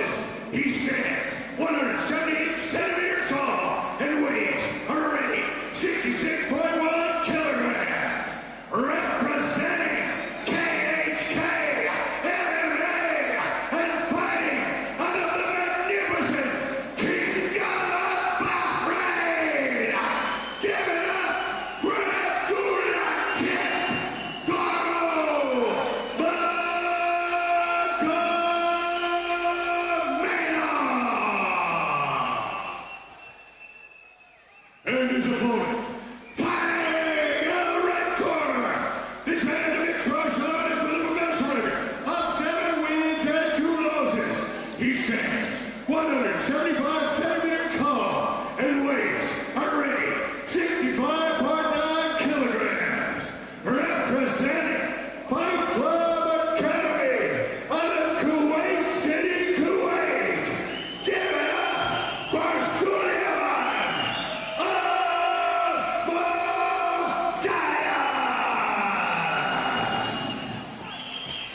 Your referee is Thomas Brunder. Al-Mudyan is in the blue and red, and Magomedov is in the brave black and red. And I have to say, Phil, I was terrified during the introduction of Magomedov. That sinister look, as if he just knows something's about to happen. That's a young man that you can tell just loves to fight. He was living every moment of that introduction by the legendary Carlos Kramer. I'm still dancing from the walkout song, just want to say that.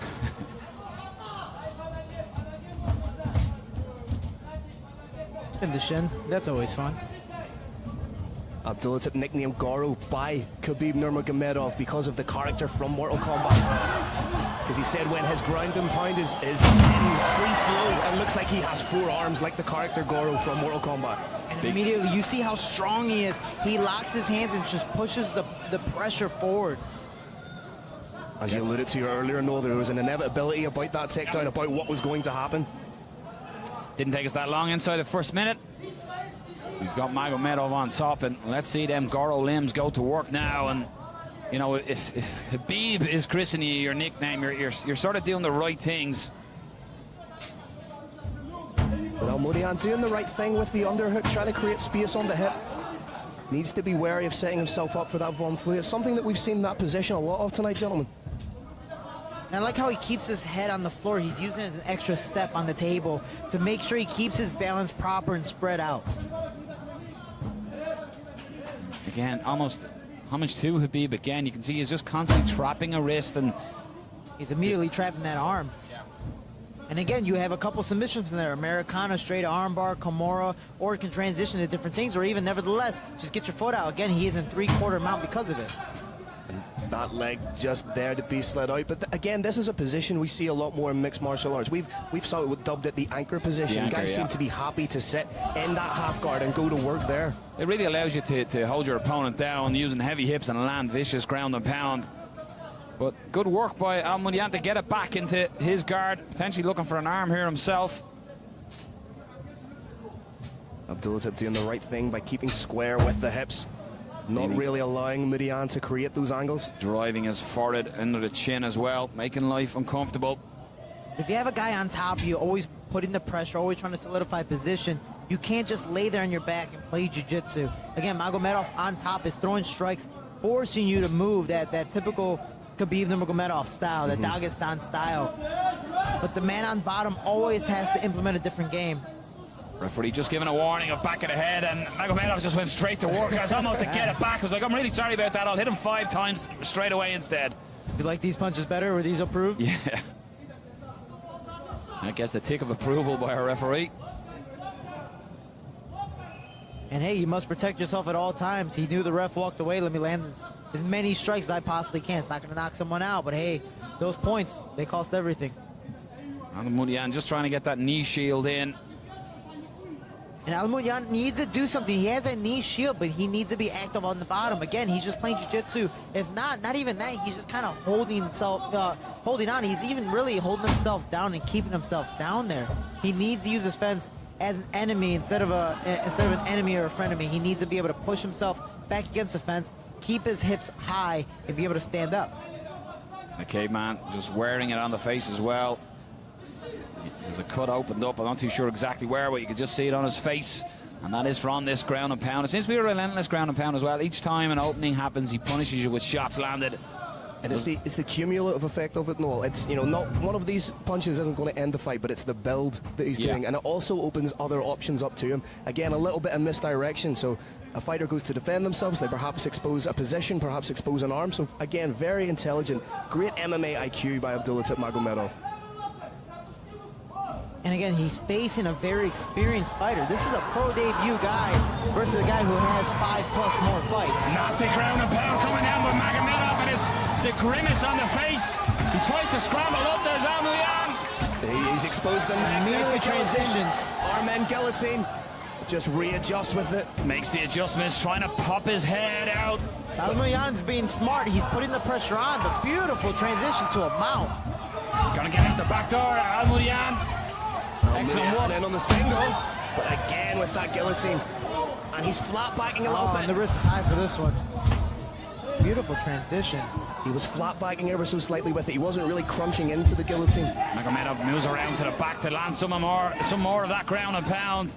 But it shows the experience of the amateur coming in for your pro debut to transition like that, to beat up a guy who has nothing but experience over you. Al-Mulyan just kind of riding out the storm of that Corner, and oh, look at the eye. the eye is well done big time. You do not want to see him blow that nose either. Don't make that mistake that Cerrone famously made. But here we look at the replay. This was the start when he postured up and started landing these punishing shots. You can see the grimace come across Al-Mulyan's face with these shots, and they are hellacious shots from top to. Yeah, he's really up to that monitor of Goro, and that's what you're seeing the fulfillment of that when he smelled a little bit of blood in the water, even just looking from going to the referee and then landing these 5 big strikes. We're noticing, as you are watching the replay at home, our referee has brought the doctor in just to assess the right eye of Suleiman Al-Mulyan. So our doctor is looking closely here. Although the clapper is gone for the start of the second round, our doctor is looking close. The doctor, he seems to be signaling. He seems to be signaling that it's over. Potential doctor stoppage. It is indeed.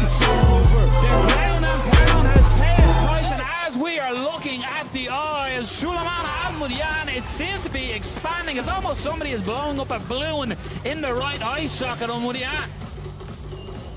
That is an amazing way to start and end your pro debut. A traditional dance, I believe, in the center of the cage.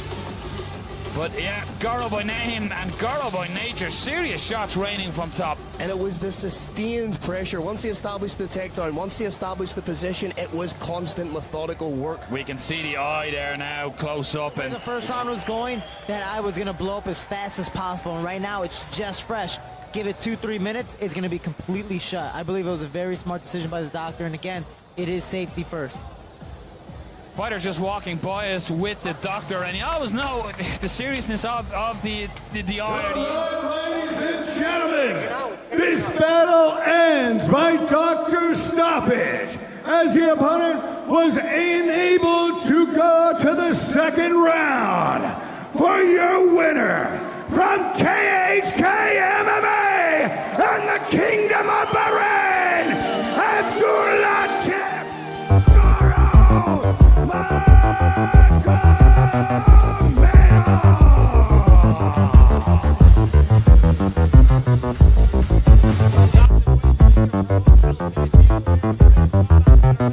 What a team Philly has.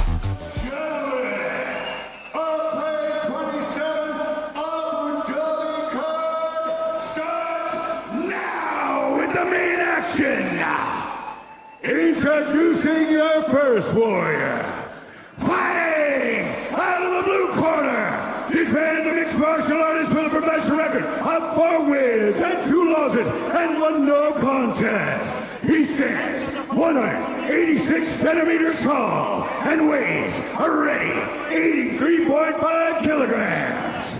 Representing America Top Team Al-Haim, UAE, by way of Rio de Janeiro. Give it up for Christopher Silva.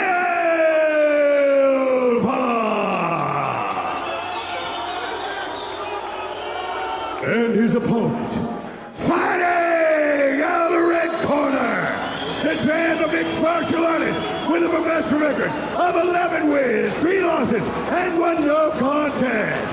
He stands 179 centimeters tall and weighs already 84.1 kilograms. Representing Tiger Muay Thai, Lebanon, and Shoshone Submission Systems. Give it up for Muhammad, the latest Khatib.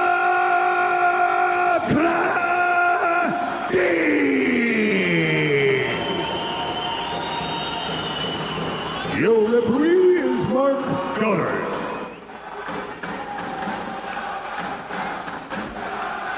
The atmosphere has gone through the roof here for this one. A middleweight bout opening the main card. I'm going to curse it by saying don't blink. Martinez is in the red. Silva is in the red and white trunks, and we are underway. Christoph Silva usually competes at 77 kilos, but he looks right at home there with that frame being a middleweight. Beautiful calf kick. You see immediately Muhammad Fakardin using that Muay Thai, throwing different strikes and throwing them powerfully too. Big right hand landed by Silva. Oh, those kicks already are buckling that lead leg, gentlemen. and bruising already on the calf of Christopher vicious. Silva. That one kind of hurt Fakardin because he didn't take the right angle, but he's throwing strikes back. Oh, this is going to be over early, Silva. He has This is no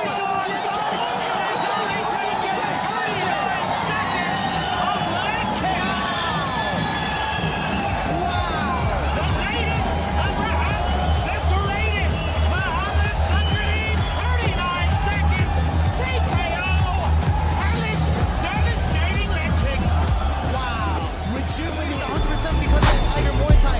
We see him really cocking those kicks back, turning his hips, turning his feet every single kick. He was going inside, he was going outside, he was just chewing up the leg. Christopher Silva tried to put weight on that front leg, and he just simply couldn't do it, Loki. Absolutely stunning. It was a quick masterclass. He just got out of range there, but he was comfortable, composed, landing heavy shots, and as you said, Phil, the legs there welted straight away, and it just was something significant. You can't hide it. A lot of fighters would have what they would say a poker face or try and hide it. There's no hiding when you're getting quick to that level. I mean, and how fast he was able to get the finish through nothing but calf kicks. I mean, that is just vicious. And they have to carry his opponent out. People really don't. They belittle the impression of calf kicks. I've taken 6 and wasn't able to walk the next day. Just imagine this man took 3 and it's all over. Abu Dhabi and the rest of the world, how about that? This fight ends in the first round at 41 seconds. Your winner by TKO, Muhammad, the latest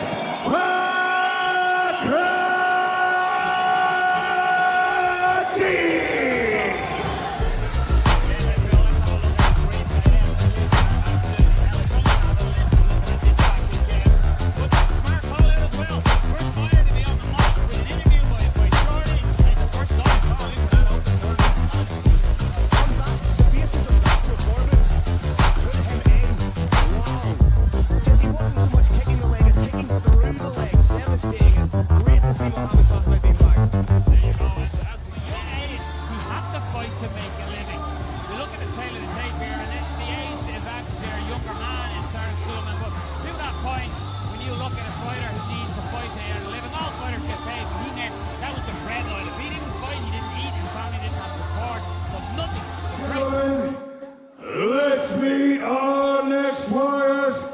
3 fighting rounds in the middleweight division. Introducing your first gladiator. Fighting out of the blue corner, his man, the mixed martial artist. stands 175 centimeters tall and weighs already 83.7 kilograms. Representing Club K Dojo and fighting out of Russia, give it up for Rustam Russian Bear Shisaev.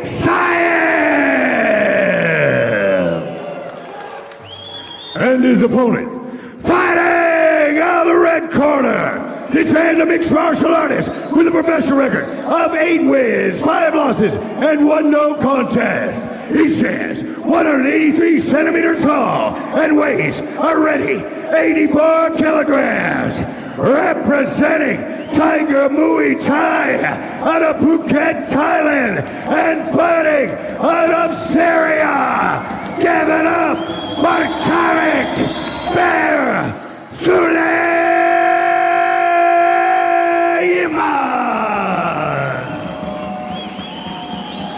Your referee is Mark Guller.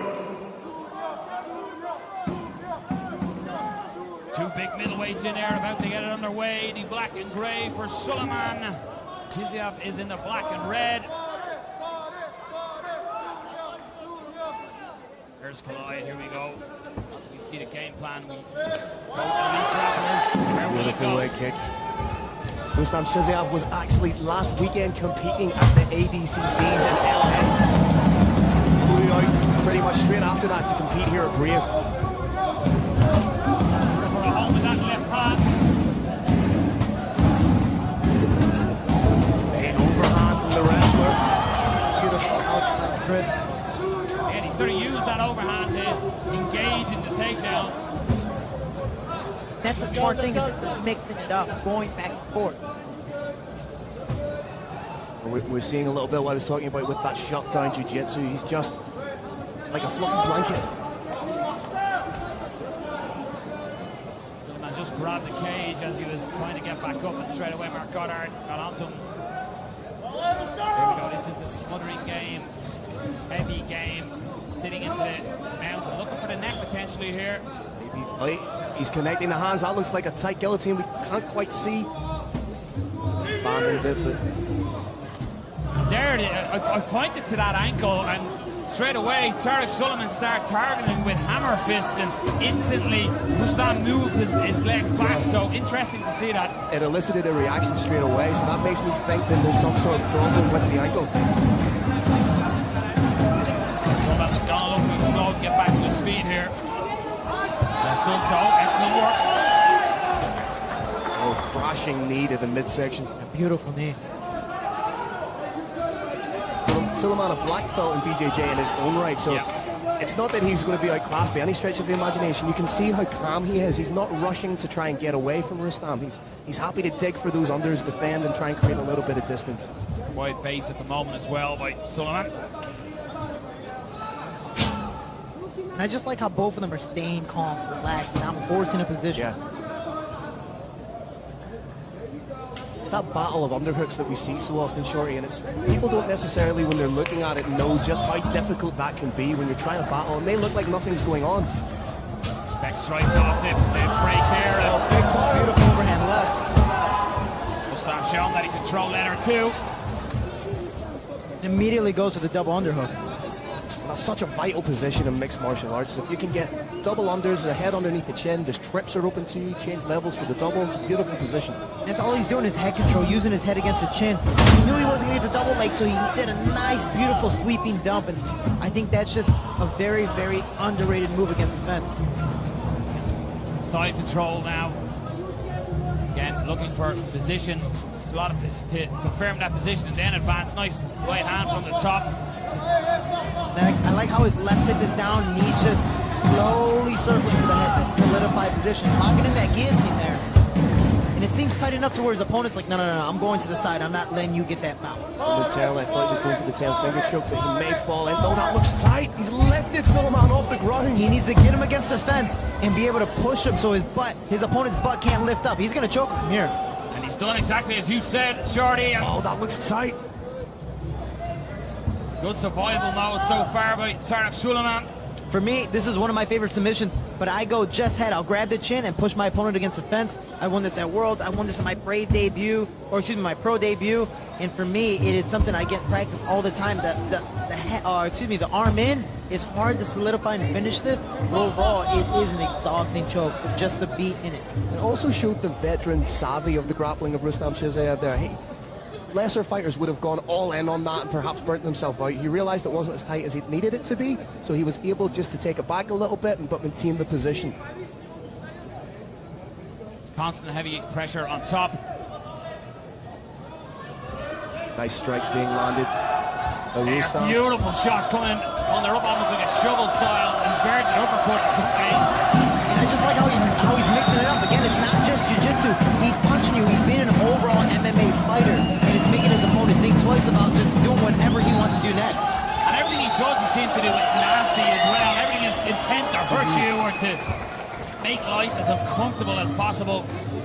These guys are two very big middleweights, so they carry a lot behind those punches. Yeah.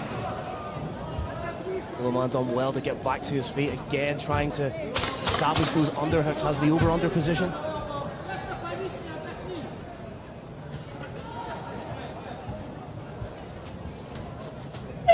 On Suleiman. Big opening first round.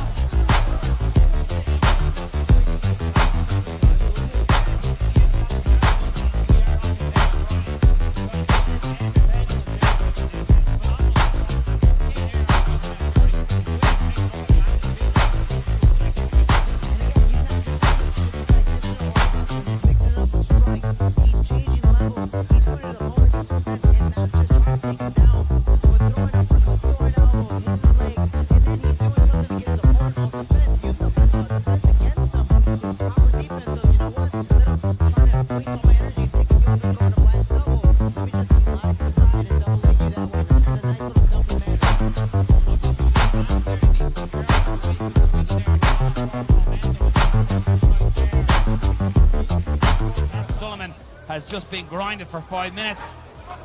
Felt the full strength of the Russian.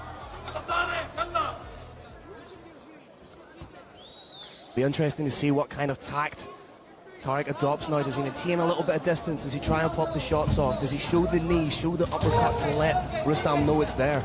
And I like how Rustam's walking forward. He's being nicely aggressive, but also throwing little fakes every once in a while. He's not just blitzing in and throwing a barrage.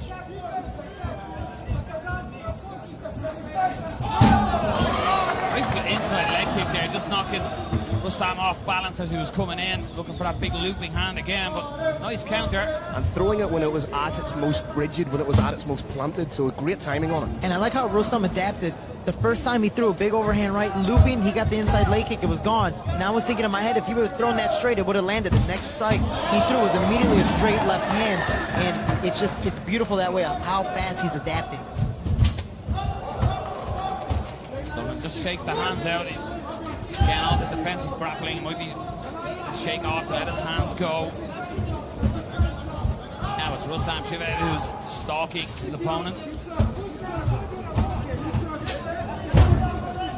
See, the striking of Rustam is ever evolving. We can see him now working angles, working feints, trying to land those picks. A little bit of a shoulder roll there, very intelligent. That's something that he has spoke about. Is he focused solely on a lot of striking to evolve as a true, well-rounded mixed martial artist. That's what we're seeing here tonight, Phil. Yeah, and Tariq is just getting walked down right now. What he needs to do is throw straight punches. If your opponent's doing nothing but walking forward and not really moving your head too much, he knows you're throwing the outside leg kicks, throwing the outside head kick, then throw your punches straight. Then eventually you can mix that back up with throwing to the head and throwing wide.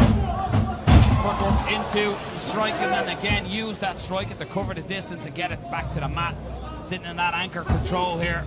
Getting his attacks together beautifully, and now land, this is exactly where he wants to be. He's happy in this position to force Tariq Suleiman to carry his weight.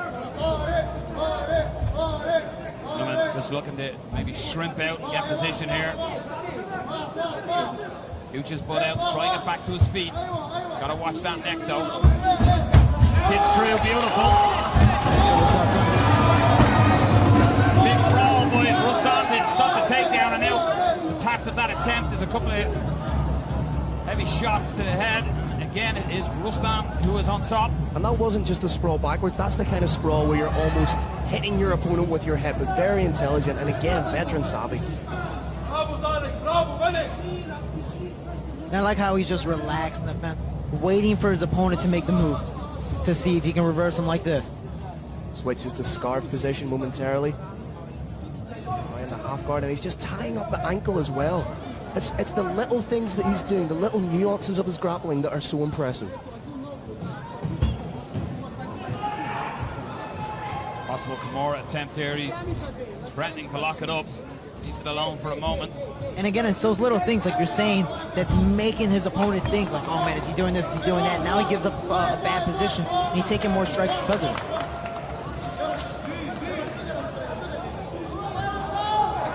Solan for the first time looks a little gassed and sort of looks to his corner as almost to say in the eyes, what do I do here?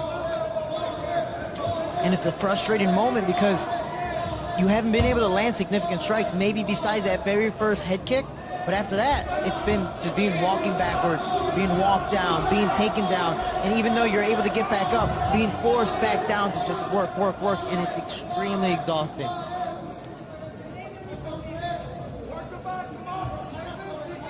See Tarek just trying to create a little bit of distance, trying to create a little bit of space between himself and Rustam, but as soon as he does that, as soon as there's even an inkling, you see Rustam just close that distance again, establish head position. It's so smart.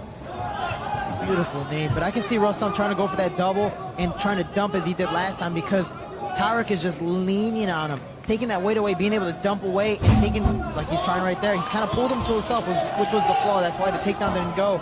But being able to circle takes the table away from the person leaning on it. There you go, he's going to fall straight down.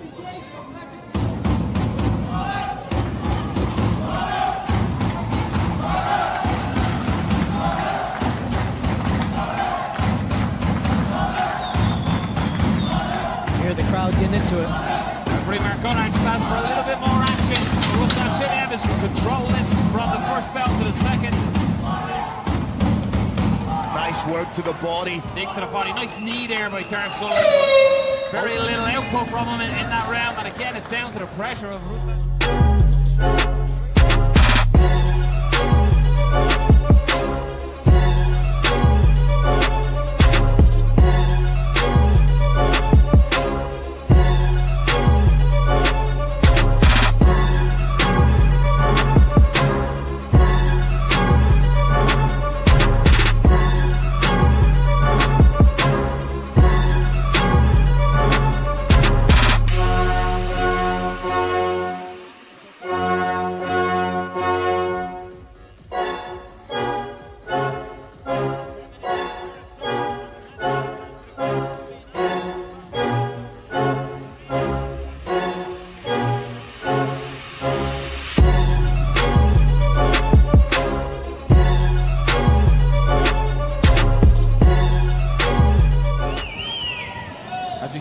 Tonight, though, the fight is not over.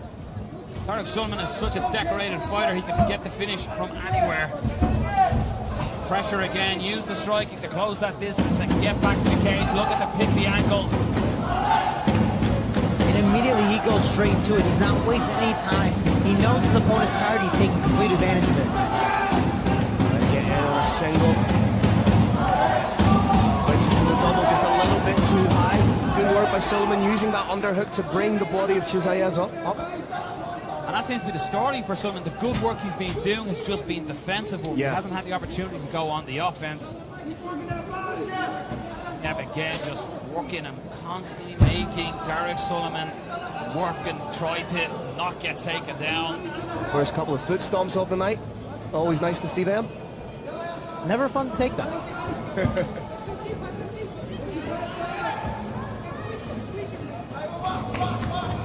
You see the strength of Chisaez there. Rustam went to sprawl down heavy on Chisaez, and lesser men probably would have hit the deck with that because, oh, beautiful strikes, a complete barrage. Open up the Shimia in the pocket, almost like Randy Couture style here. Beautiful dirty boxing, has that collar tie up and just landing the strikes. Again, Tarek Sulman just looks to his corner, and it is almost like he's saying, guys, give me something here. What do I do? How do I get out of this? Coming up to 12 minutes of this type of fight. and it's grueling. Your back is against the fence, you're getting taken down, you're working your way back up. Your opponent's also landing some smart strike, not just to the head, but especially to the body. And he's looking to his corner, frustrated. You see it in his eyes, he's always turning his head. And he's trying though, he's trying something different. Open slaps to the ear, an uncomfortable shot. And obviously echo around that eardrum.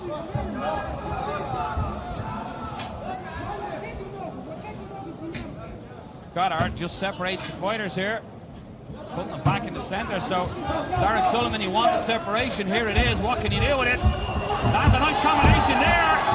Beautiful overcut. Both men landing. They're mixing it up.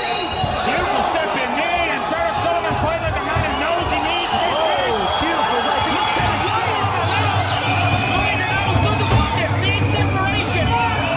Rustam Shimia gets the takedown. Rustam Shimia can take a shot. He took a handful there, man. He's pushing the pace. He's being smart. He's gonna lay, if he's smart right now, he's gonna lay on him for a little bit, Recover a little bit, and then start being active. But Tarek has 2.5, if not less, 2 minutes. He has to get up. He has to make this move. and what presence of mind shown by Rustam there to take those shots and then shoot in and get the double. He just pushed forward. He had to force it a little bit, but man, again, it's just like you were saying, the relentlessness. He knows his fight is on the ground. Standing's okay. He wants to stand and trade. He can take a shot, but because he can doesn't mean he should. So he goes, you know what? I'm going to take it down to the ground and play it safe. Coleman knows he's got to do something. He's got just under 2 minutes. He's got to get back to his feet, but with this bear dragging you down, it's easier said than done. You could say he's caught in a Russian bear trap. And we please turn off Phil Campbell's mic. Please turn off Phil Campbell's mic. Who? No, you have to see that it's true. It is like a bear trap because you're falling into every single thing, knowing it's going to come, but for some reason you keep stepping into it. Why? He's just that good. Knee on belly, really looking to put an exclamation mark on the third and final round. Most success was had by Tarek Sullivan in this one, but as you said, Phil, the fight IQ of Rustam to get it back to the mat. Tarek maybe looking for a home run style submission here. You got to give him, he's trying everything, but just cannot get out of the mitts and grips of Rustam. And he needs to force his way up. He has to, because if not, he has 45 seconds. He's gonna lose this fight if that's the case. Just systematically shut Tarek Sullivan down at every opportunity. And again, Tarek is a phenomenal fighter, but seeing how much he's being dominated over on the fence, on the ground, and just the entirety of the fight, besides the small standifications, is impressive. Tarek looking for the Kimura from the bottom, and again, that seems to be the hallmark of tonight as well. A lot of fighters are using that, and again, more so using it for sweeps to get back up. But at this point of the fight, Tarek Sullivan needs this as a victory. Time is going to escape him. The sand is leaving the hourglass. We're down to 10 seconds. Yet again, the grappling style of Rustam really shut down a BJJ black belt. This time it's Tarek Sullivan. But we had a wild firefight in the middle of the third round there, but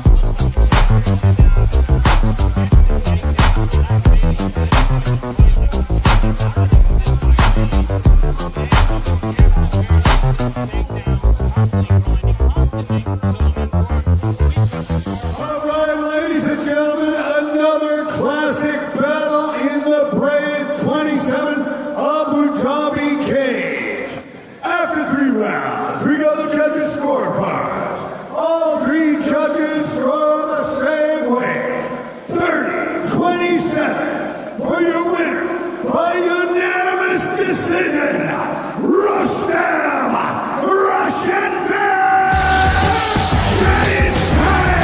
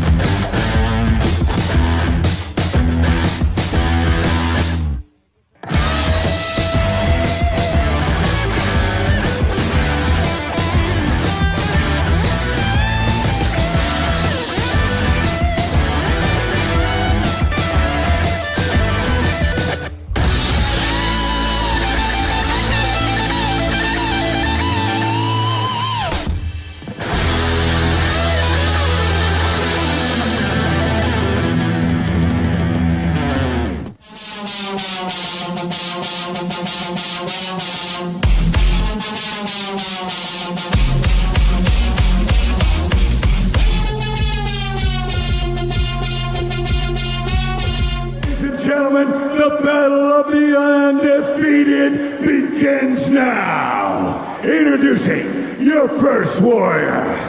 Fighting out of the blue corner. This man's a mixed martial artist with a perfect professional record of 5 wins and no losses. He stands 188 centimeters tall and weighs a ready 79.6 kilograms. Representing All-Stars Training Center and fighting out of Stockholm, Sweden. Give it up for Hamzat Bars Shimia.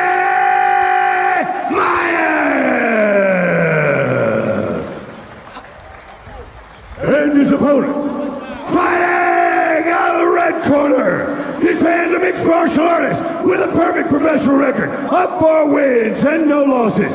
He stands 180.3 centimeters tall and weighs a ready 79.1 kilograms.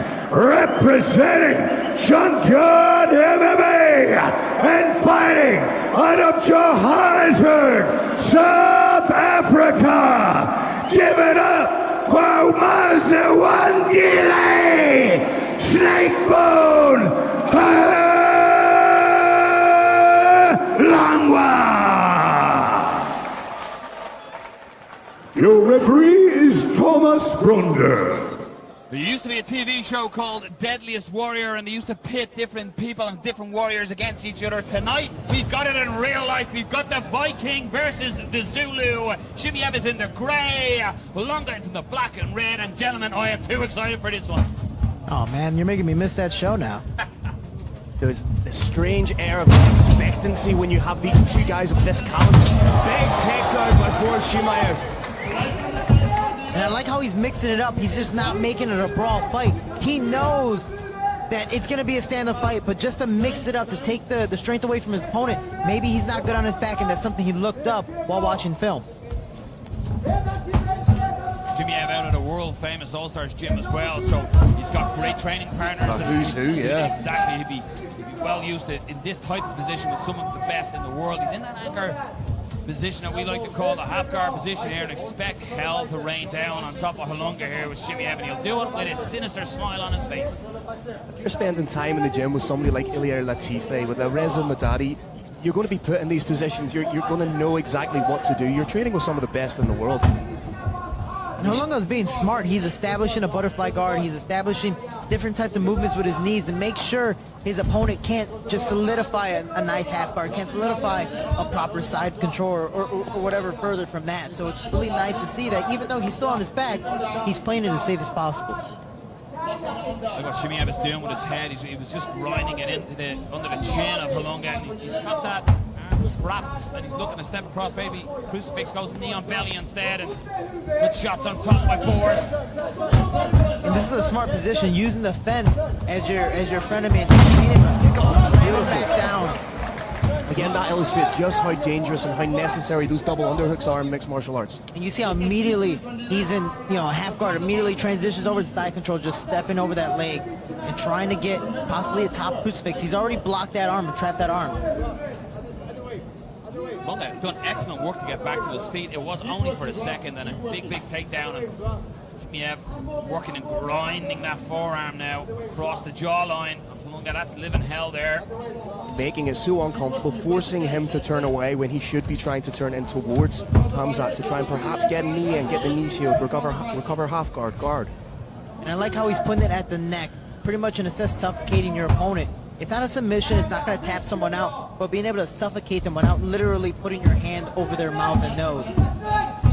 It changes the whole game and makes your opponent forcefully move to different positions. An arm choke potentially here. He lets it go because he's got himself at the full mount. Shimia showcasing all his skills so far this evening. Everyone thought this might be a stand-up war, and he's shown that he's a true martial artist, a well-rounded mixed martial artist, putting on a performance here on the mat, constantly working as well. That's a good point, Noel. You see when he's in these positions, he's not just laying and praying, he's doing that. He's creating these little pockets from which he can land the elbow. He's framing off beautifully, using his hand just to frame off and crash in with that elbow. And he's doing more than enough to keep this fight on the ground. So the referee doesn't go, hey, you're not doing any action. No, he's doing action. It's just a very technical aspect to where it might not be extremely damaging, but it's definitely enough to keep this fight where it's at. Guard was wide open there, but Hamzat was comfortable in that position. He could have slid into scarf, he could have got that knee through, but he seems to be quite happy in that anchored position. I train under Dean Thomas, and he loves the half guard position. He believes that's the best position for ground and pound, especially if you're able to get your opponent's back against the fence. He has nowhere to move. He is stuck there. You are trapping his leg. That other shoulder is trapped against the fence, and he's not able to really, in a sense, go out a back door because there isn't a back door. You might be only able to punch with one arm, but that's more than no arm. That's more than not doing any type of damage. And again, it's forcing your opponent to, in a sense, suffocate himself and try to go in a different position, and maybe a submission comes out of it. Nasty elbows being rained down there on top. They're all starting to add up and really take away from Honga. He's not really shown a frustrated face at the moment, but it's got to be frustrating being caught under this for the majority of the opening round. Oh, it's definitely frustrating and immensely draining. Again, it possibly is going to force you to do different things, especially if he gets taken down immediately in the second round. What is he going to do next? Is he going to stay in this position the entire second round, or is he going to stand up? Great game plan as well when you look up at Hamzat Shimia. He's making him be defensive, grappling, tired him out. I'm sure, he's seen the viral footage, he's seen the KO power that is in the hands, and both hands of Honga, and he's taking that away by making him work constantly on the canvas. It looks like this fight's going to go into the second round. So what he's done is he's depleted the cardio of Honga more than he has his own, because he's there, he's landing his shots. And it's going to make Honga think about the takedown. So that's going to open up a whole new world on the feet as well, because Honga in the back of his mind is thinking, here's the takedown, here's the takedown. That opens up the arsenal on the feet by Shimia. This was smart again. He let in with the overhand right. Exploded straight forward. Try to get the double leg, or at least a knee head. Went to the double underhook, picked him up, and now bringing him back down. Every time the man moved up on, he was solidified position, holding his side now, holding that half guard, being able to throw proper ground and pound, and easily win that round, showing dominance and going, hey, that second round, I might take you down again, or maybe I might not. You never know. And that's the unpredictability of that powerful opponent on the feet that people will take you down.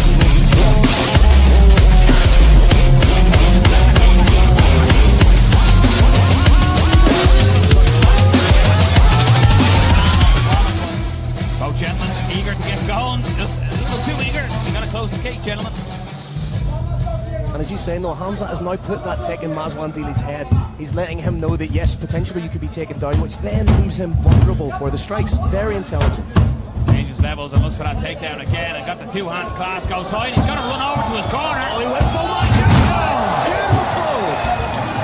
And that's an again, taking him to your corner. If you can, why not on this side? You're able to listen to your coaches there. He has two amazing coaches. He trains with some of the best in the world. And from here, he's just listening. Nothing has to be yelled at. He hears it right then and there, and he's able to act upon it.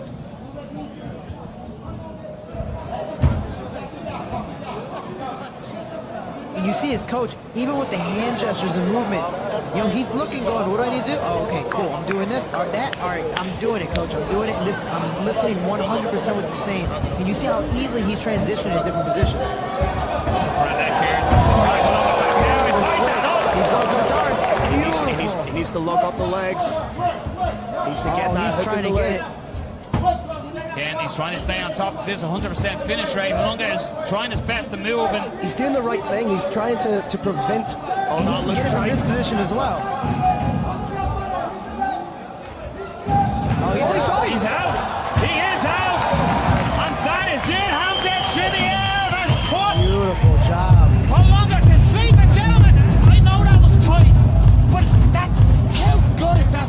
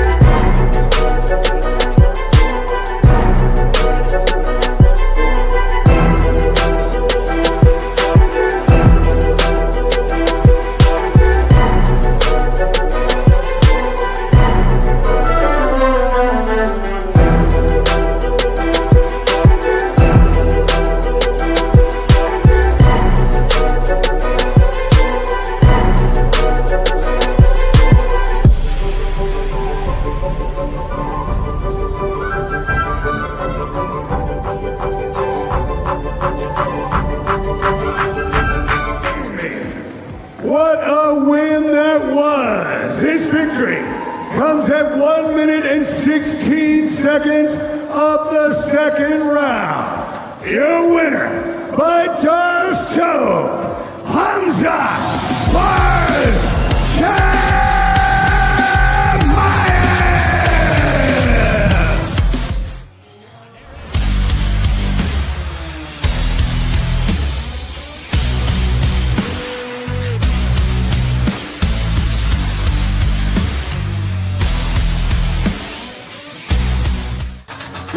Nation.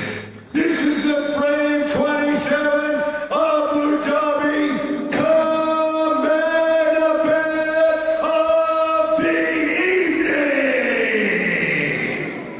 The final round in the lightweight division. Introducing your first warrior. Fighting out of the corner. This man to be crushed on with a perfect professional record of 5 wins, no losses, and 1 no contest. He stands 180.3 centimeters tall and weighs already 70.6 kilograms. Representing championship out of Grand Prairie, Alberta, Canada, by way of Paraguay. Give it up for Alex Martinez.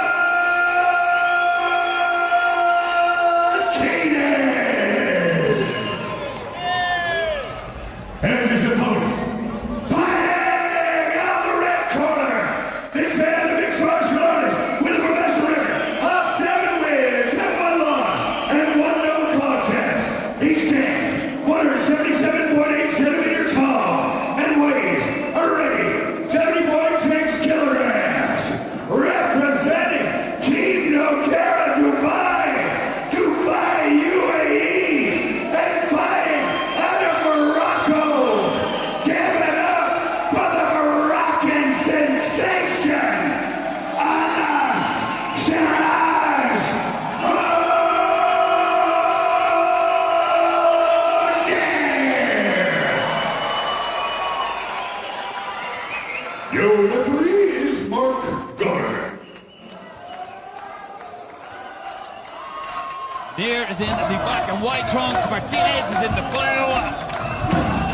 2 training camps for both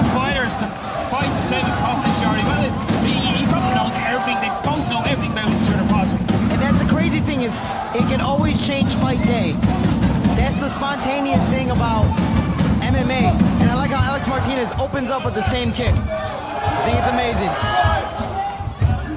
Not gonna lie, my heart dropped when he started to throw it. I was like, please God, hit the inside of the leg. I was going to ask both you gentlemen if you thought that perhaps he would shy away from that kick, but he answered the question straight away. So I think that also speaks to his fortitude, his mental strength. That he's, yeah, I'm going to throw that. And he's thrown it quite a few times now. Yeah. Beautiful work. It was almost like Manir crowded his work. And Martinez went after it, tried to elevate and get away there on the bottom of Manir. I like how he's grabbing that bottom wrist, not letting Anas try to stand up, but Anas reestablishes his guard. And Alex Martinez is trying to posture up, possibly throw some elbows, throw some ground and pound. Just needs to roll the wrists a little bit just to get out of that grip. Control of some issues with his hips. He used it to get back up, but Martinez looking to take the back potentially here. He's got the body lock on. He's trying to solidify the double underhooks, but he's trying to break away now. He has one. The elbow in the breakaway. And Anas, he has a body lock.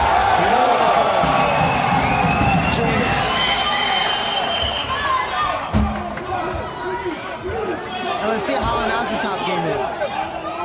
Back about the bottom, Martinez straight away was looking for an arm himself. Watch out for those up kicks.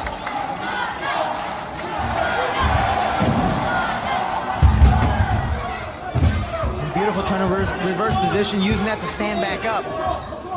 And this is a back and forth battle. Right now, this fight is even. Nice stiff jab there from Alex Martinez. Even though that leg wasn't checked, it was overall pushed against. Yeah, just turned the foot out ever so slightly and gave him the shin, didn't he? Double unders again from Anas. It just shows how strong Anas is. He's able to get that position twice and almost take him down the second time. Nice knees to the inside of the legs. Here now, starting to push his weight in on Martinez and a head position. We've seen it all night. Trying to utilize that, looking to get both under doubles here. Underhook established by Alex Martinez, looking for the trip. Separation, this is where Martinez wants to be. I like how he uses the transition. Unfortunate slip, everyone here taking advantage of that. And like, these things happen, but you see Alex Martinez staying nice and calm and composed on the bottom. Using that foot on the hip of Anas to keep him at distance. Beautiful kick. Nice timing. And you don't see it coming too, because it comes like an axe kick. It goes straight up and then down. Reaching for that ankle while throwing that up kick again. That's two. Even though it's not landing flush, it's like a foot slap, which I believe is just that much more disrespectful. No one likes to get slapped, nevertheless, with a foot. Nate DH, better up your game. We got Alex Martinez slapping people with his feet. Canadian slap. Does well to get back to the feet. Just used his feet to push, create a little bit of distance, and then pop back up. Beautiful push kick. I like how Alex is now starting to get in a rhythm. Now do that Taekwondo karate stance of popping back and forth. Beautiful jab, and again, it's throwing Anas out of his rhythm as well. Out of approval by Anas as well on that one. He just nodded and said, yeah, you got me, nice shot.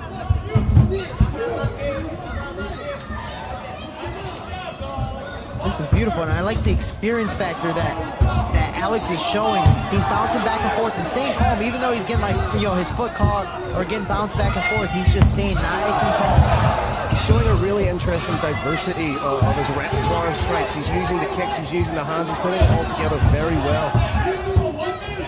This with that right hand off the break, spins again. I believe that's 3 spins in a row and after falling. He just has the confidence in himself to go, it's a slip, it's okay, I'm going to throw it anyways. Nice crisp 1-2 from Alex Martinez. And now seems a little more timid, but it looks like he's looking for that overhand right. He's trying to time it, but because Alex is bouncing back and forth and doing it randomly, throwing him off. Oh, beautiful. Yeah, he started to change the elevation, and that one went high when it looked like it was going to be the body stepping in deep as well. Martinez is getting loose and comfortable in there. And he's mixing it up. He's making it more like a sparring match now. He's not that much ahead of the game, but he's doing just enough to make his opponent think too much where he can't attack and do his own game back.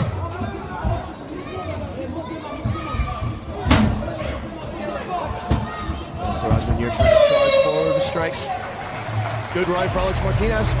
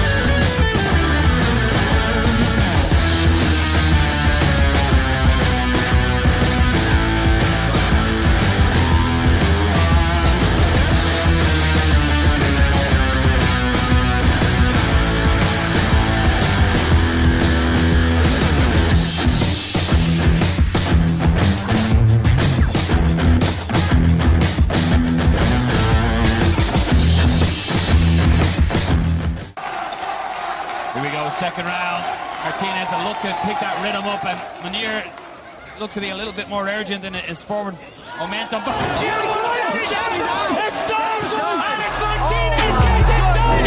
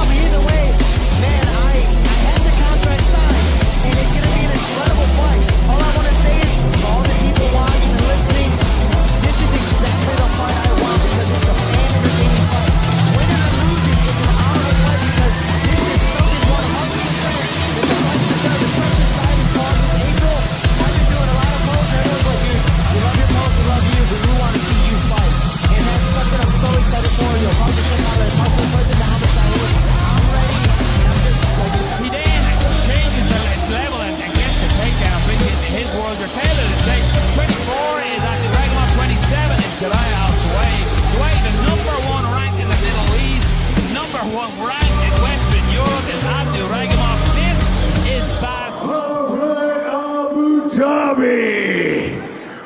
Brave 27 Abu Dhabi brings you the most anticipated title rematch in our history.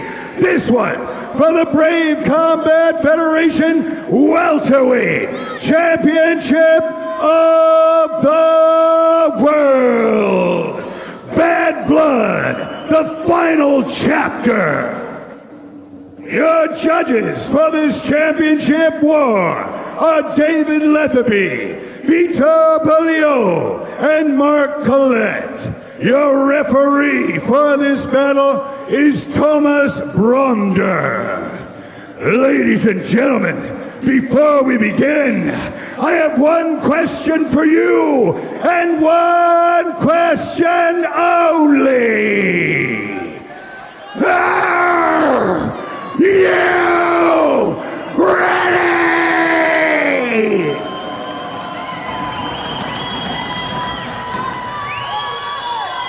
Let's meet our first warrior. Fighting out of the blue corner. This man's a mixed martial artist with a professional record of 13 wins and 3 losses. He stands 180 centimeters tall and weighs already 78.5 kilograms.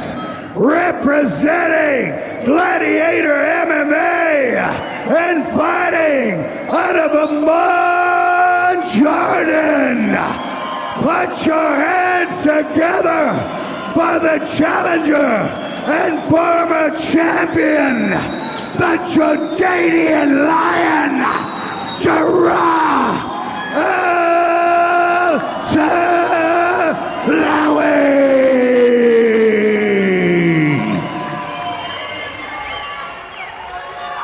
And his opponent, fighting out of the red corner, this man, the mixed martial artist, with a perfect record of 10 wins, no losses, and 1 no contest. He stands 177.8 centimeters tall and weighs already 79.1 kilograms. Representing Team Ras de la Hiva and fighting out of Nantes, France. Give it up for the reigning, defending, undisputed Brave Combat Federation welterweight champion of the world, Abdoul the Conqueror, Abdouraguimov.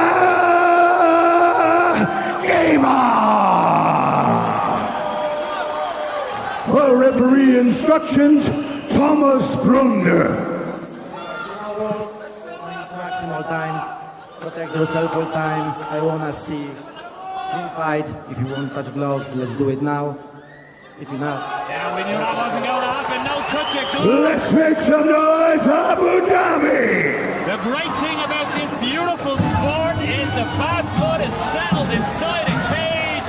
Abdouraguimov, your champion, is in the black with the red gloves, and Jarrah Al-Silawi, the challenger, in the black and red trunks. On that kick, he dropped the hand ever so slightly throwing the kick, and that was the perfect response. Is that straight right from the Nice trick, beautiful job by him. Wow, that reverse. Oh, this is beautiful round work. Trying to get in on the second. Beautiful work by the champion. I honestly just want to watch replay of that. That was extremely smart. Oh, and a beautiful back elbow there from Abdouraguimov. Abdouraguimov already showing. Wow, that's tenacity. Yeah, this level of tenacity, though. And straight away, this is a completely different fight to the first fight.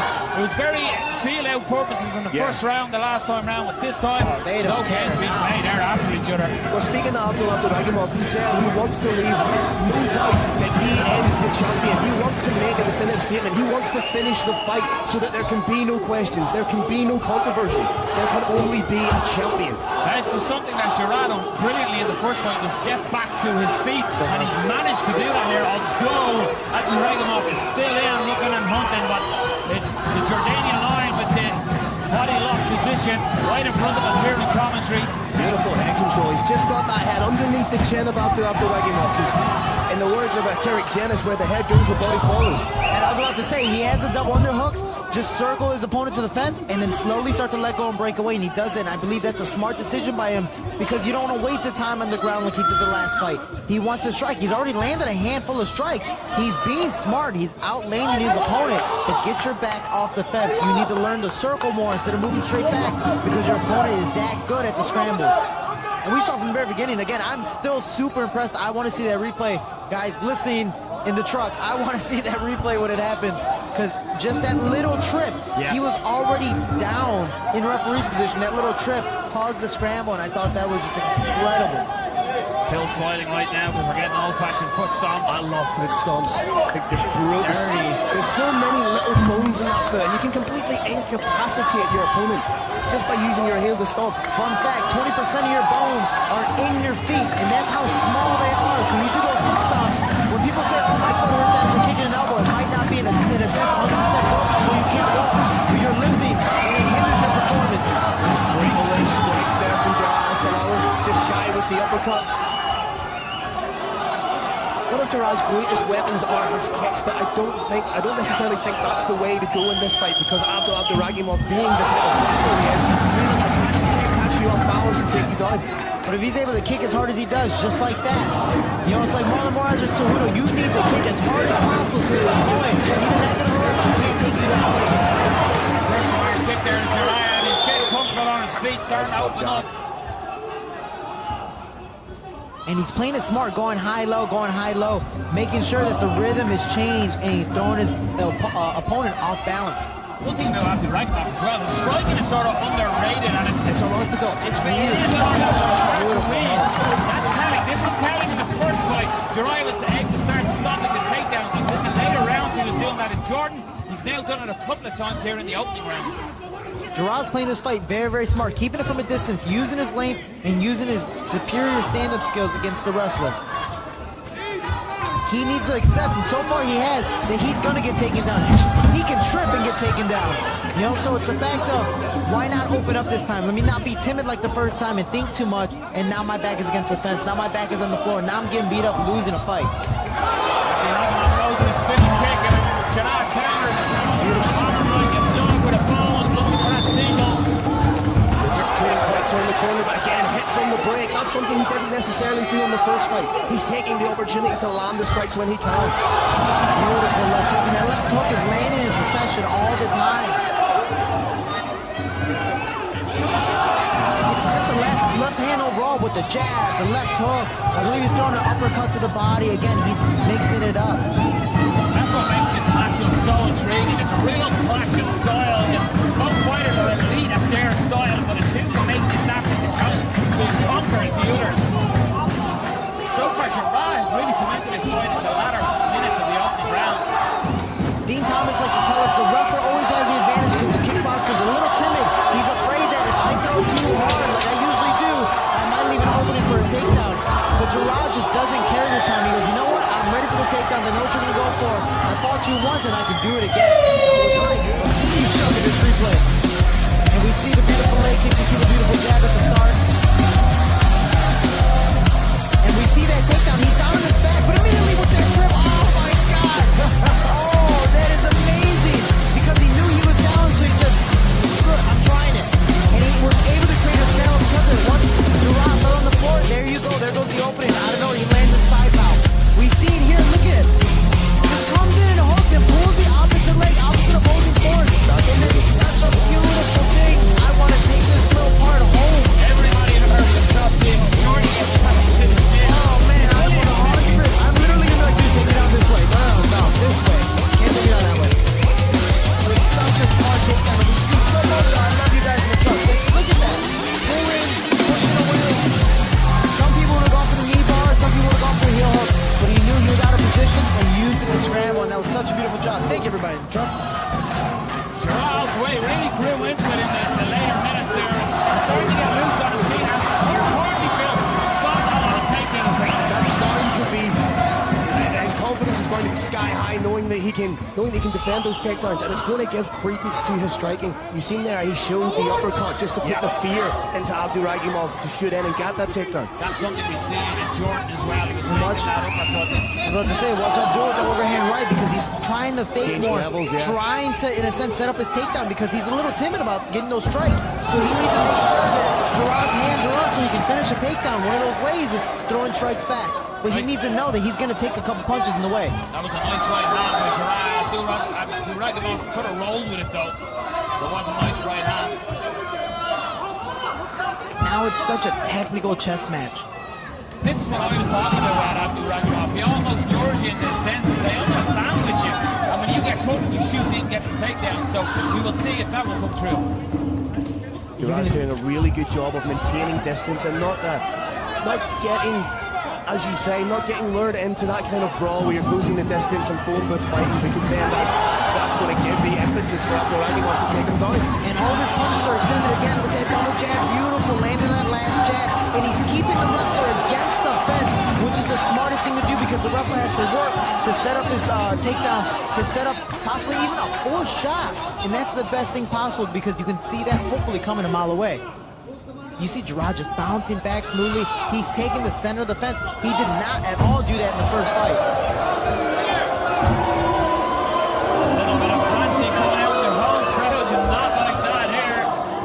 But even though it's fancy, you see what's happening. It's pushing his opponent back.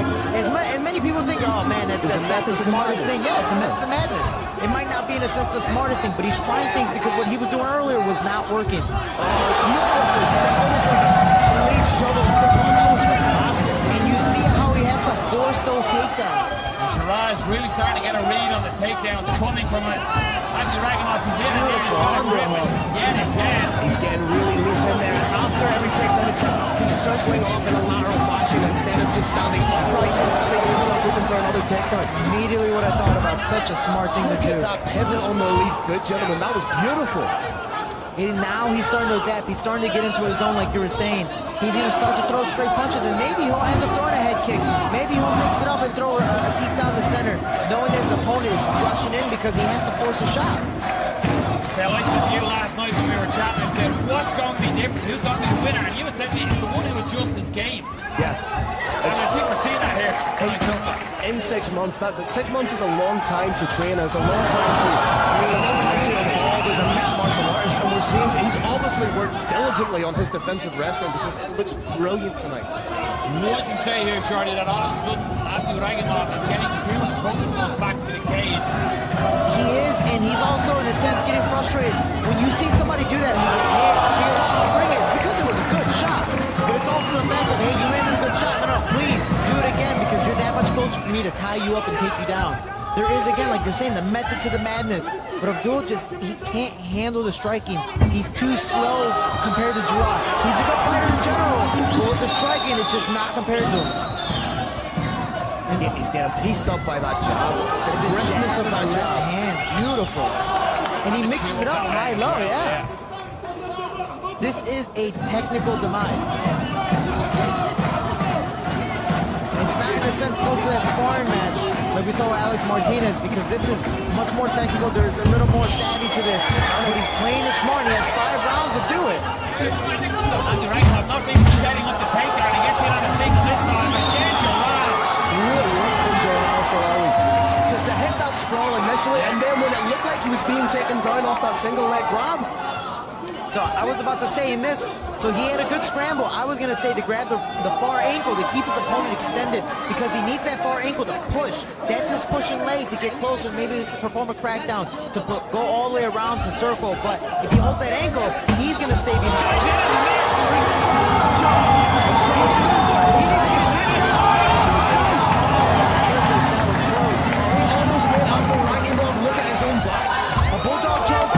is in a sense, for people who don't know, it's a nuggie. You're putting your opponent in a nuggie type of position. Like a schoolyard heavy. Yeah, and you're just choking, you're squeezing, trying to get your hip to the floor. Jarrah just wasn't able to completely solidify that. But just the danger of that is scary. Abdoul Abdouraguimov is able to get out of that as well. You can see Jarrah just slipped off the back of Abdoul Abdouraguimov. It's almost like both fighters now are as wet as another topic now. They are swimming on this way here.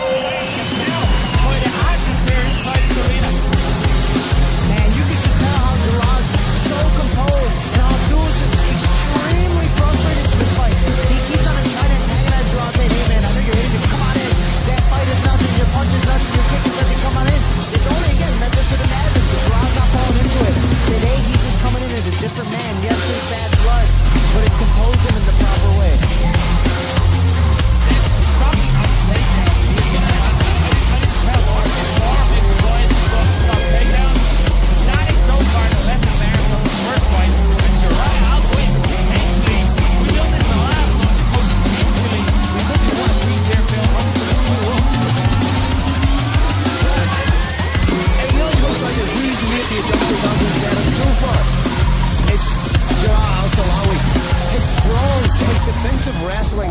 Absolutely fantastic, and that's the difference maker in this fight.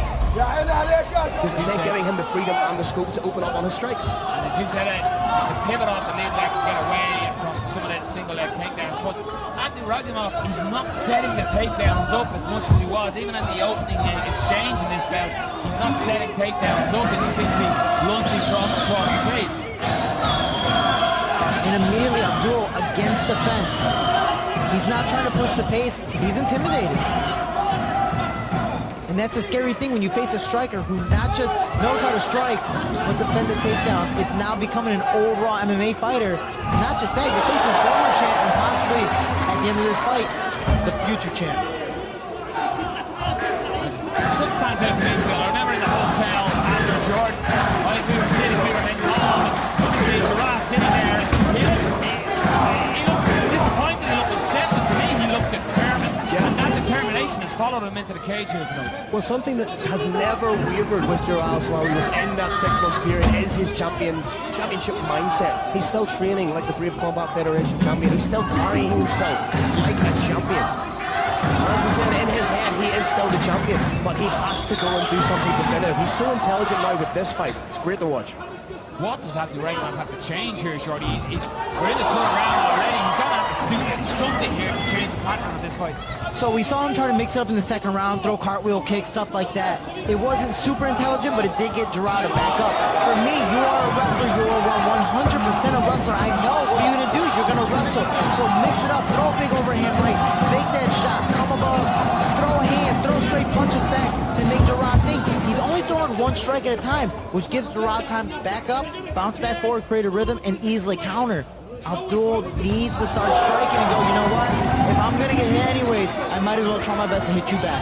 That lead leg kick there is going to be money in the bank for the later rounds if we get there. He's landing with great success. You can see the welt under the shorts of Abdouraguimov. Just not setting up those takedowns. He needs to set those up with a 1-2, with a 3. He's just shooting him blind like that, and it's giving Jarrah enough time. It's giving him the stimulus to react to, which is the heavy sprawls. And it's exhausting to shoot so many times and get denied and get sprawled. And even in this position, he's in a sense stuck in a cradle. He can't get the takedown. I mean, let me rephrase it. It's going to be very hard for him to get the takedown because the inside trip is just completely impressive. Should he set through in the guard? You never know. And for this, sometimes why not? If you know you're superior at scrambling, that's what I do. In a sense, when I'm grappling with some of these guys, I'm in a bad position. Forget it. I'm just going to go into a guard, and now I can scramble to take your back. Again, big sprawl by Jarrah right in front of us here. What do you notice each time we're in this position? That's why he's really listening to his core. He's posted there, giving him that size of page. I just want to say I couldn't see over the screen, so I didn't know that was right in front of us. I was just watching the TV the whole time. Sorry, guys. Again, reaping that leg away from the clutches of Abdouraguimov. And is Abdouraguimov starting to tire a little from going and getting reckless in his takedowns? You see how desperate those shots are. They're just the same one over and over and over and over again because he knows that's the only way he's going to win this fight. He can throw a big strike, but he hasn't really done that. Don't wait there. He almost looked disinterested. Looked away from Al-Silawi. Maybe the heart is being broken a little bit here. The will is being broken. He's openly backing himself up against the cage now, almost Anderson Silva style, calling him in. I just want to say, I've called the teep kicks, I've called the head kicks. I just want to just put that out there. He is mixing it up because he knows that Abdul is just shooting now. And eventually he's going to start to bring his hands down, keep on shooting, he's going to get tired. Instead of the leg kicks coming, instead of the jabs coming, a head kick is going to be there. Maybe a teep kick. Abdul is staying square against the lines. Big right hand on you. Look at the awareness. He knew Ragimov was just going to change level, so he didn't stay in town to get caught. Jarrah is being 100% a smart technical fighter tonight. He doesn't need to finish. And he's looking away down, Shorty. Ragimov just walking away nonchalant, not looking at Jarrah, and that could be costly. That was a beautiful body kick, and that did hurt Abdul. That's why his hands are low. That's why his hands are down, and he's circling and not striking back. If not, he would have taken a shot already. But he's exhausted because that body kick takes a lot out of you. And it's not a couple seconds to recover like a headshot. This will take a minute. This will take 2. Sometimes you just don't recover. Great defense again.